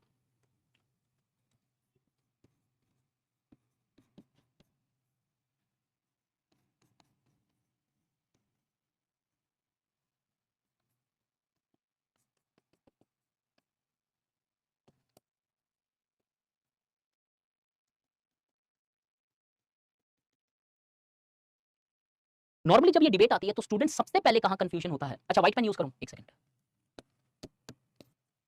ये स्टूडेंट कंफ्यूज होता है कि दोनों को साथ में पकड़ के चलता है वो, वहीं फंस गए तुम। एक तार उठाओ, दूसरा अपने आप खुल जाएगा।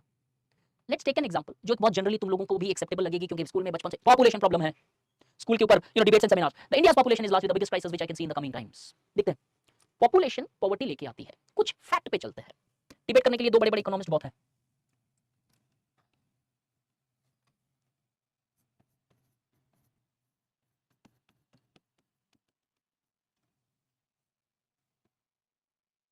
Simplistic understanding which have been made is this, that the population leads to poverty, poverty बढ़ जाती है, increases poverty। अब this is just a common sensical understanding, उतनी जितनी कोई भी कॉमन सेंस है सोसाइटी में, without having any relevance, waste। क्यों? टेक्निकली ये वर्ड ही रॉन्ग हो जाता है। what leads to poverty is, पहली तरफ तो डिबेट होनी चाहिए ये, पॉपुलेशन लीड्स टू पॉवर्टी का मतलब क्या है? हर सोसाइटी में है पॉपुलेशन, तो भाई तो पॉवर्टी इंक्रीज हो रही है। डिबेट राइट होनी चाहिए, ओवर पॉपुलेशन से पॉवर्टी बढ़ती है। पॉपुलेशन को ओवर कब बोला जाता है?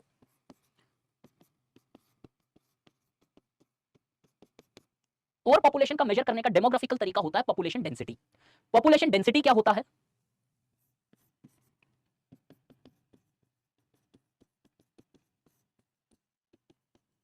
Number of persons living with in A square kilometre area. एक स्क्वायर किलोमीटर में कितने लोग रह रहे हैं?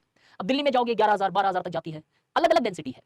अब जब ये पॉपुलेशन डेंसिटी ज्यादा हो जाए तब पॉवर्टी आती है। ये डिबेट हो तो डिबेटेबल है, ये थिंग, ये तो डिबेटेबल ही नहीं है। पॉपुलेशन डेंसिटी ओवर कब होती है? जब ये पॉपुलेशन डेंसिटी ओवर तब होती है जब पॉपुलेशन जो है इतनी बढ़ जाए जो रिसोर्सेज से ज्यादा हो, सस्टेनेबल नहीं हो, कि पॉपुलेशन जो पर स्क्वायर किलोमीटर में रह रही है उस स्क्वायर किलोमीटर में जितने रिसोर्सेज हैं उससे ज्यादा पॉपुलेशन है, इसके कारण वो रिसोर्सेज सस्टेनेबल नहीं हो रहे हैं, अब खत्म हो जाएंगे, डिप्लीट हो जाएंगे, चाहे कुछ भी रिसोर्सेज हो, खाना पानी हवा जो भी मान लो एक, कि वो उसको नेगेटिवली इंपैक्ट करने लगेंगे, पोल्यूशन बढ़ सकती है, पानी खत्म हो सकता है, कुछ ऐसे एस्पेक्ट्स आने लगेंगे। अब जब ये होता है जहां पे पॉपुलेशन रिसोर्सेज से ज्यादा हो तो पॉपुलेशन डेंसिटी ओवर हो जाती है, उसे ओवर पॉपुलेशन बोलता है। तब एक डिबेट छिड़ती है क्या ये पॉपुलेशन पॉवर्टी बढ़ाएगी? अब यहां तक सबको क्लियर कि यहां तक कैसे पहुंचे, कि ये कॉन्सेप्ट क्लियर कर ले पहले कि ओवर पॉपुलेशन किसे बोलते हैं। अब ये बोलते हैं कि ओवर पॉपुलेशन है तो पॉवर्टी बढ़ेगी। एनी 1% अनम्यूट कर लेना, कोई भी एक बंदा। Arin Kumar hello yes hello good evening sir. Arin, good evening. ये यहां तक क्लियर है तुम्हारा कॉन्सेप्ट? हेलो हेलो आशुतो, इवनिंग सर। हाँ who this? Arin Kumar sir. Arin, यहां तक क्लियर है? Yes sir. ठीक है, अब आपका क्या लगता है, आपका ओपिनियन दे दो यार। अरे यार hello Areen, yes sir. Yes sir. Is the point clear? Yes sir. अच्छा एक सेकंड रुको अरीन, तुम अरशद हैंड रेस करना एक बार। अरशद अरे यार सबको एक साथ हैंड रेस मत करो, ऊपर नीचे हो रहा है इधर। अरशद अब मैं जब अनम्यूट कर रहा हूं तो बोल नहीं रहे हो। बीच लेक्चर के अंदर मेरा डेस्कटॉप पे कुछ टेलीग्राम ऑन रह गया, बीच लेक्चर पे अरशद मुझे मैसेज भेज रहे हो, वो पॉपअप हो रहा है बार बार, मैंने ब्लॉक ही मार दिया अरशद को। अरे क्लास चल रही है, तुम बीच में टेलीग्राम यूज कर रहे हो और मुझे मैसेज कर रहे हो मेरे टेलीग्राम पे इधर। हद है यार, मतलब यार करना क्या चाहते हो यार? It was disturbing me in the class. मेरे को लगा कुछ नहीं है, इसको ब्लॉक करो जो भी है ये। हद है यार, क्लास के बीच में कौन मैसेज करता है, वो भी उस फैकल्टी को जो सामने पढ़ा रहा है और वो पॉपअप हो रहा है नोटिफिकेशन उधर। यार चलो मैं अनब्लॉक कर दूंगा, लेकिन ऐसी हरकतें मत करो यार। हाँ क्या नाम था आपका, भूल गया, sorry. Hello hello yes अरिन Kumar. Areen, बोलोगे आप या नहीं बोलोगे मुझे बताओ? बोलोगे मैं जो क्वेश्चन पूछूंगा? यस सर बोलो but asking sir. Okay I am asking is this that नहीं होगा बॉस, सॉरी यार, बहुत उधर डिस्टर्बेंस आ रही है। आशी हेलो, हाँ मेरी वॉइस आ रही है? सबको डिस्टर्ब वाले मिल रहे हैं क्या आज? मुझे बैकग्राउंड में इतना डिस्टर्बेंस आ रहा है। लेट्स सी, नीचे जाता हूं मैं। सिया ए पे सब कुछ डिस्टर्बेंस चल रहा है आज। सिया बाकी अनम्यूट कर लो यार, डिस्टर्बेंस नहीं होना चाहिए प्लीज। सिया गाइस बाकी अनम्यूट। ओके मेरा टॉपिक यहां तक मैंने आपको समझा दिया। Over population leads to increase in poverty. Do you agree to this?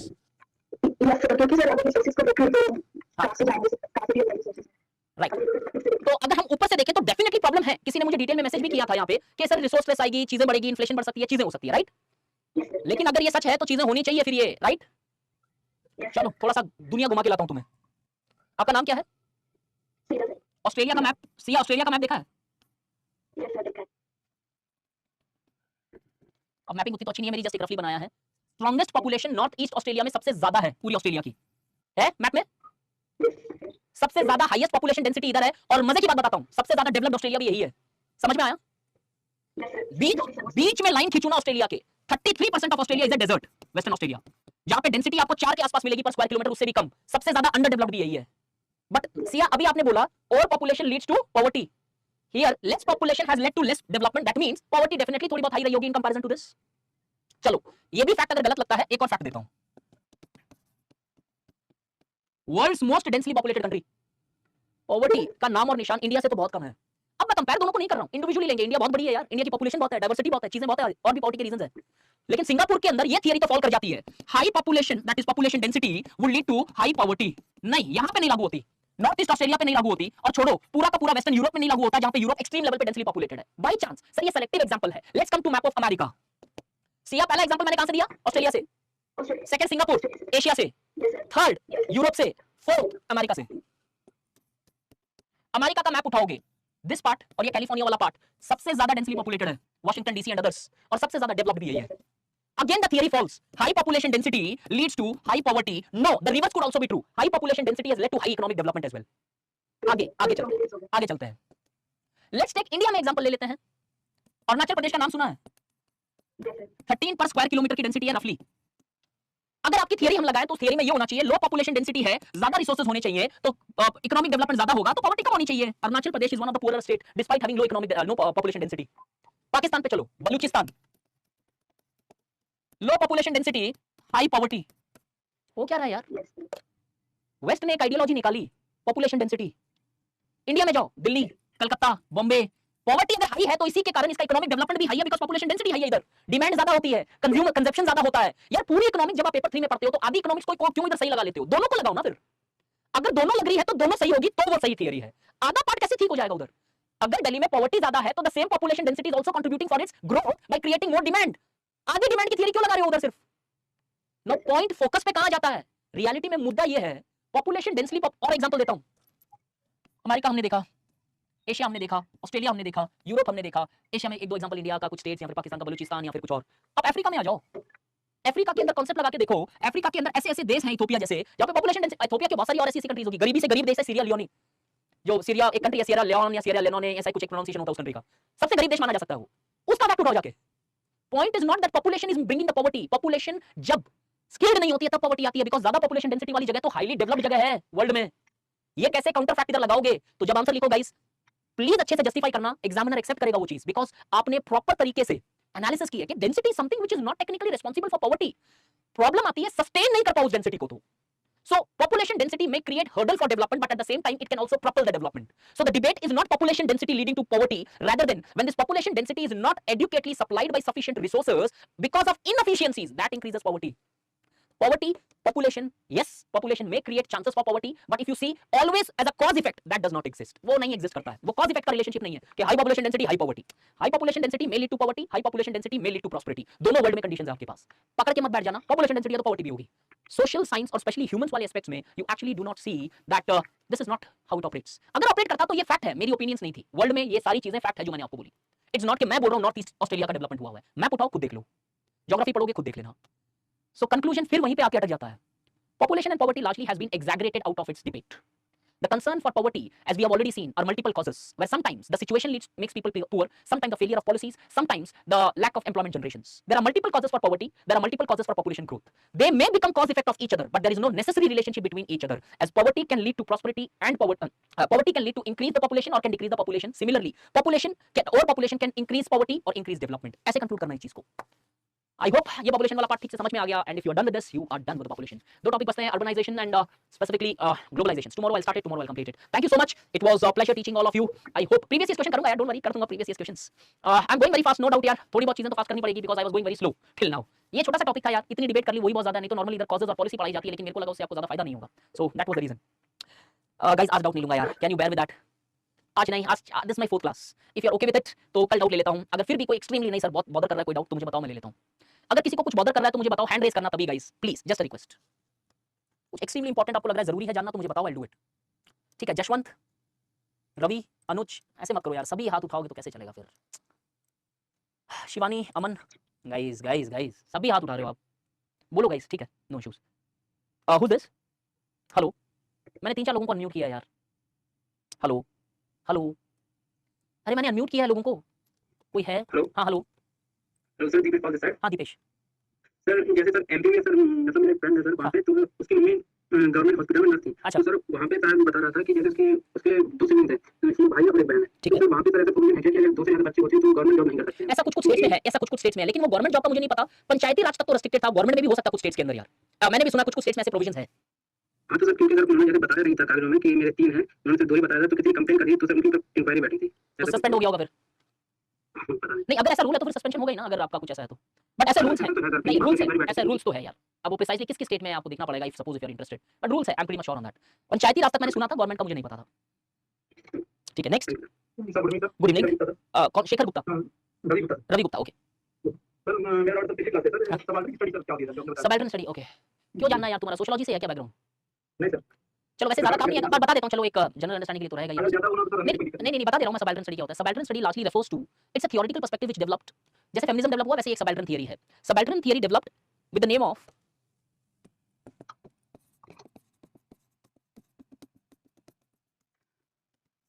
standpoint theory बोलते हैं इन्हें, and this largely provides the perspective, it analyzes a particular phenomena from the eyes of downtrodden, जो लोग पिछड़े वर्ग के होते हैं, चाहे वो ब्लैक हो, चाहे वो वुमेन्स हो, चाहे वो डिसेबल्ड हो, चाहे वो क्वेयर्स हो, इनके नजरिए से चीजों को देखते हैं और इनके फेवर का पर्सपेक्टिव वो प्रोपेगेट करते हैं। सब एल्ट्रन studies. So this standpoint theory looks into the social phenomena from the perspective of vulnerable sections and takes a stand favourable to vulnerable sections. ये उनके हित में थियरी देते हैं, उनके नजरिए से थियरी देते हैं। Yes, sir. Next one, sir. Untolerable majority, sir. Untolerable majority, where the majority largely is not able to tolerate the various cultural and religious ethos of the minorities. Could be in the context of caste, could be in the context of religion, could be in the context of ethnicity. Yes, sir. Sir, एक next one sir, ये सभी words जितने आते हैं sir, एक बार बस उनको discuss कर दीजिए। अरे यार, अरे वेट, ये बहुत डिफिकल्ट है। अभी कैसे डिस्कस करूं? बहुत सारे वर्ड्स है। Wait. Analyse, elaborate, elucidate, critically analyse, critically discuss. किसको डिस्कस? जस्टिफाई। नहीं, ऐसा नहीं है। 5 से 6 मिनट वाला घास काटने वाला काम नहीं करूंगा यार मैं। केवल 5 से 6 शब्दों को केवल डिस्कस करिए। जब एक काम करना, जब लास्ट डे हम क्वेश्चन आंसर सेशन डिस्कस करेंगे ना, उस टाइम ये वर्ड्स आएंगे तो मैं डिस्कस कर दूंगा। Okay, right. ठीक है? हां। Hello sir. Hello. Sir, Aditya this side. Aditya बताओ। I was asking, आपने थोड़ी देर पहले कहा कि we could apply different policies for different regions. Specially north and south, not region, micro में नहीं जाना, नॉर्थ एंड साउथ। हां। अच्छा, तो सर ये जो है ये क्या कहते हैं कॉम्प्लिकेशंस क्रिएट नहीं करेगा? करेगा कॉम्प्लिकेशंस, बिकॉज़ आपको दो पॉलिसीज चलानी पड़ेगी, दोनों अलग-अलग तरीके से चलानी पड़ेगी। And so मतलब if you are writing this in the answer, so we don't have to mention the complication side or do we have to? No, you can just touch that के नहीं, देखो एक चीज है ना, सिंपल सा concept है। जब आपके पास कोई चैलेंज होना आदित्य, तो वो चैलेंज आपको बड़ा लगता है तब तक जब तक एक दूसरा बड़ा चैलेंज नहीं आया। अभी इंडिया में सबसे बड़ा चैलेंज ये है कि यूनिफॉर्म पॉलिसी लगाने से ज्यादा रिपरकशन, ज्यादा चैलेंजेस आएंगे। उसके कंपैरिजन में ये challenges is almost not a challenge. Are you understanding in comparison? Yes, sir. तो at least rather than applying a policy which is bound to fail और क्रिएट अ फ्यूचर चैलेंजेस, अगर same policy लगा दूं, rather than go in a silo approach, जहां पे हमने tribe में भी देखी कि हम एक-एक ट्राइब के हिसाब से पॉलिसी बना सकते हैं। वर्गेजियन खाका कमेटी भी बोलती है ये। जब इधर एक-एक ट्राइब के हिसाब से बना सकते हैं, यहां पे तो हमें दो रीजन को डिवाइड करना है। एटलीस्ट एक मेजर फोकस यहां पे रहा, एक मेजर फोकस किसी चीज का यहां पे रहा। उतना माइक्रो नहीं है ये पॉलिसी कि बहुत बड़ा चैलेंज करे मेरे हिसाब से। So and एक और चीज पूछना था। हाँ। So जैसे population density leads to higher development, majority area का ये है, but if we talk about states like Bihar, हाँ। तो सबसे ज्यादा population density है बिहार की, and it is Bihar, West Bengal दोनों में हाई पॉपुलेशन डेंसिटी है। केरला, चलो केरला तो एक कॉन्ट्रडिक्टरी एग्जांपल होगा, बट ये दोनों तो है जहां पे पॉपुलेशन डेंसिटी बहुत है लेकिन गरीबी भी है, राइट? लेकिन उस गरीबी का कारण क्या पॉपुलेशन डेंसिटी ही है सिर्फ? So but this population एक बार आंसर चलते एक बार देखते हैं। No sir. अगर सिर्फ वो कॉज नहीं है, वही तो हमने कॉन्ट्रडिक्ट किया ना। हमने क्या बोला कंक्लूजन में? Yes, sir. Population density can lead to poverty, can lead to prosperity. अब अगर ये मान ले थंब रूल पे कि पॉपुलेशन डेंसिटी होते ही पॉवर्टी आएगी, वो कॉन्ट्रडिक्ट किया है हमने। हमने ये कॉन्ट्रडिक्ट नहीं किया कि इससे कभी पॉवर्टी आएगी नहीं। सही मायने में गाइस, पॉपुलेशन सही मायने में पॉवर्टी के रीजंस और ज्यादा ब्रॉड है। एक रीजन पे पॉवर्टी नहीं उतारा जा सकता जो नॉर्मली वेस्ट ने फैला दिया ज्यादा पॉपुलेशन। हां, hello Good evening, sir. Shivani here. हां, शिवानी बताओ। Am I audible, sir? You're audible Shivani बताओ। First of all, thank you very much for unmuting me. अरे बाप And my question is, what are the challenges to culture from secularism? Challenges to culture, there are multiple challenges to culture from secularism. The many of the cultural practices may be questioned because of secular ethos and rational behaviors. For example, हमने सती को question किया, हमने triple तलाक को question किया, और हो सकता है हमने टेंपल एंट्री में भी तो वुमेन्स के राइट्स को, आई मीन कल्चरल राइट्स को क्वेश्चन किया। सेक्युलरिज्म कल्चर को बहुत अच्छे से क्वेश्चन करता है। I mean there are many threats which can be there to culture as well.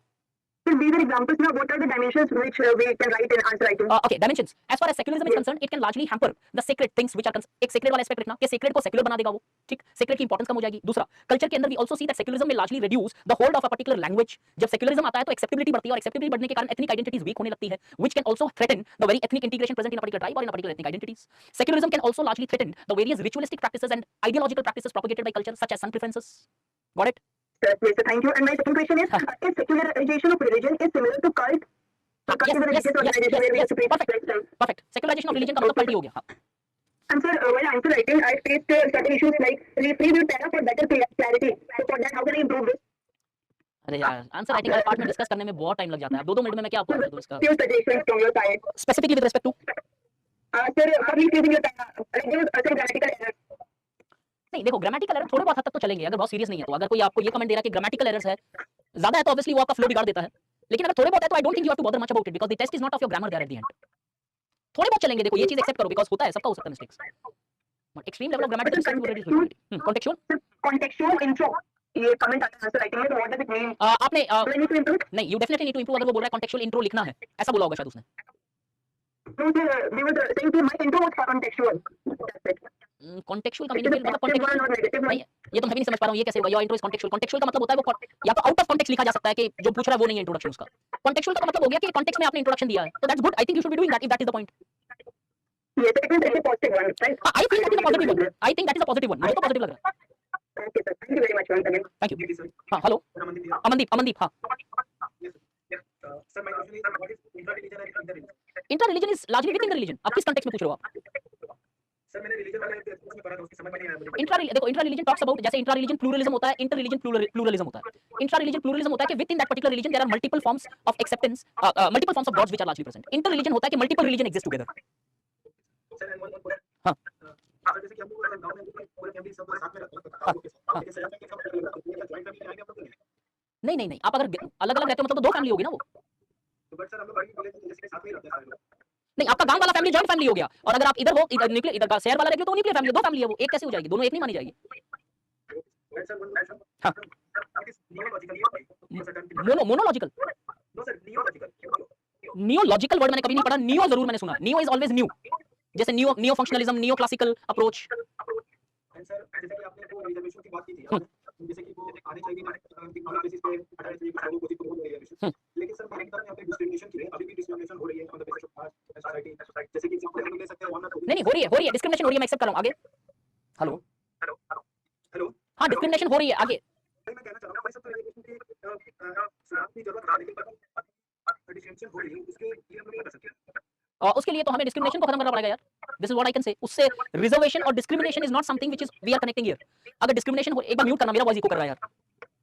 अगर डिस्क्रिमिनेशन हो रही है, प्लीज म्यूट कर लो जिसका भी खुला है यार माइक। अगर डिस्क्रिमिनेशन हो रही है तो आपको डिस्क्रिमिनेशन, ठीक है मैं आंसर नहीं दे रहा हूँ, छोड़ो यार। 5 बार बोला म्यूट कर लो, क्या है यार ये। Next hello sir good evening. Guys, if the person is not unmuting I am ending the session. Sir good evening. Hello sir Sanjeev Singh hello hello hello sir Sanjeev Singh I am sorry guys. अब सी, एक second, अगर कोई unmute नहीं कर रहा है तो he is creating not problem to me but problem to you. Sir good evening. नहीं जस्ट अ सेकंड, मैं नहीं लूंगा Sanjeev doubt, I am sorry. कोई भूल गया है अनम्यूट करके तो बंद कर दो, एक बार फिर रिक्वेस्ट कर रहा हूं मैं। Hello hello thank you.